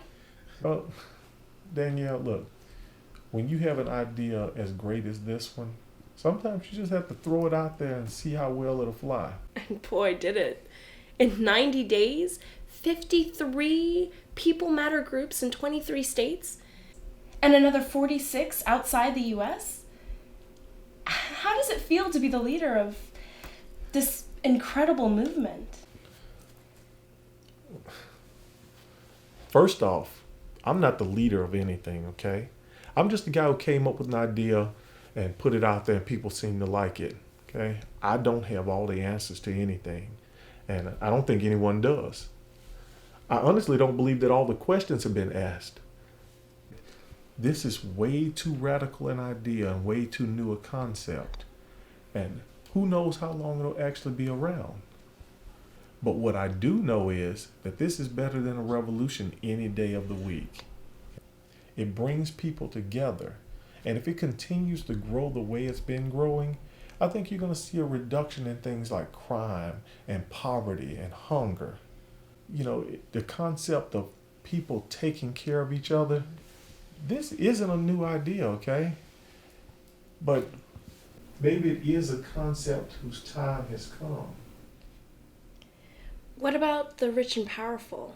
How do you think they're going to react to this? Well, I mean, it's no secret that the powerful people would like to stay the powerful people, Okay, so we're just going to take this one step at a time.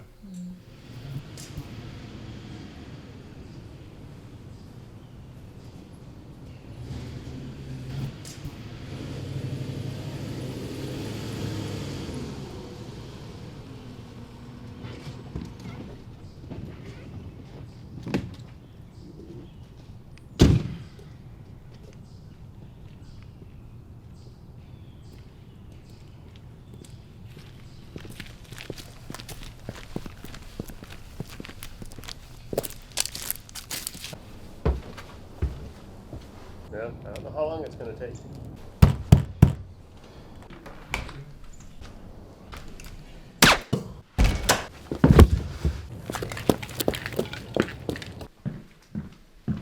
It's done.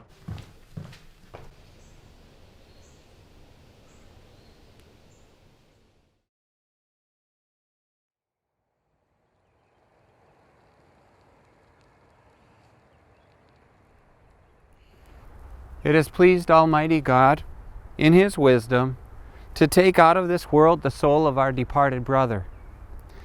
We now commit his body to the ground, earth to earth, ashes to ashes, dust to dust, in the sure and certain hope of the resurrection to eternal life. Through our Lord Jesus Christ, by the power that enables Him, He brings everything under His control and promises to transform our lowly bodies so that they will be like His glorious body. We pray. Almighty and everlasting God, You have promised us forgiveness of sin and deliverance from eternal death. Strengthen us, we pray, by Your Holy Spirit, that our trust in Christ Jesus may daily increase, and that with sure confidence we may hold fast the blessed hope that we shall not die, but as only they reach sleep, out to us and at the last day ourselves be raised to without the everlasting use life. of money. Sense Through Jesus Christ, Your of Son, fellowship, our Lord. exchange of money. Amen. Mommy, no. Daddy. The funeral service for Deputy James Davenport, who was brutally murdered 2 days ago on the line of duty, has now come to a close. Deputy Davenport has been given the credit with the controversial movement, People Matter More Than Money, that has been sweeping our nation. One of those who came out to pay their respects today is one Miguel Hernandez, who is running for state senate. Mr. Hernandez, what's your relationship to Deputy Davenport? Jim Davenport was a visionary. He saw the world not as it is, but what it ought to be. In the short amount of time that I knew him, he was a good friend and an inspiration.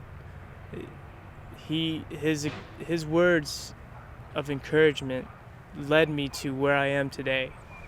And he had this idea that would help give dignity to the downtrodden and those who really deserved it. Then he courageously shared it with all of us. And if I could do a portion of what Jim Davenport did for all of us, I would be a much more successful man today. And Mr. Hernandez, what about the organization? People Matter More Than Money is rooted in the idea that people should take care of each other. It's such a simple concept, yet everybody thinks it's so complicated. There's an almost divine beauty in its simplicity. It speaks to the kindness that is within each of us. Our soft underbellies, which the predatory nature of capitalism requires us to protect. So, thank you. Oh, but Mr. Hernandez, though, with the leader gone, will the organization survive? Jim Davenport never intended to be the leader. He was just an instigator. The movement belongs to everyone who belongs to the movement. So, thank you. Yeah, but will it survive? Sir, will the organization survive? Count on it.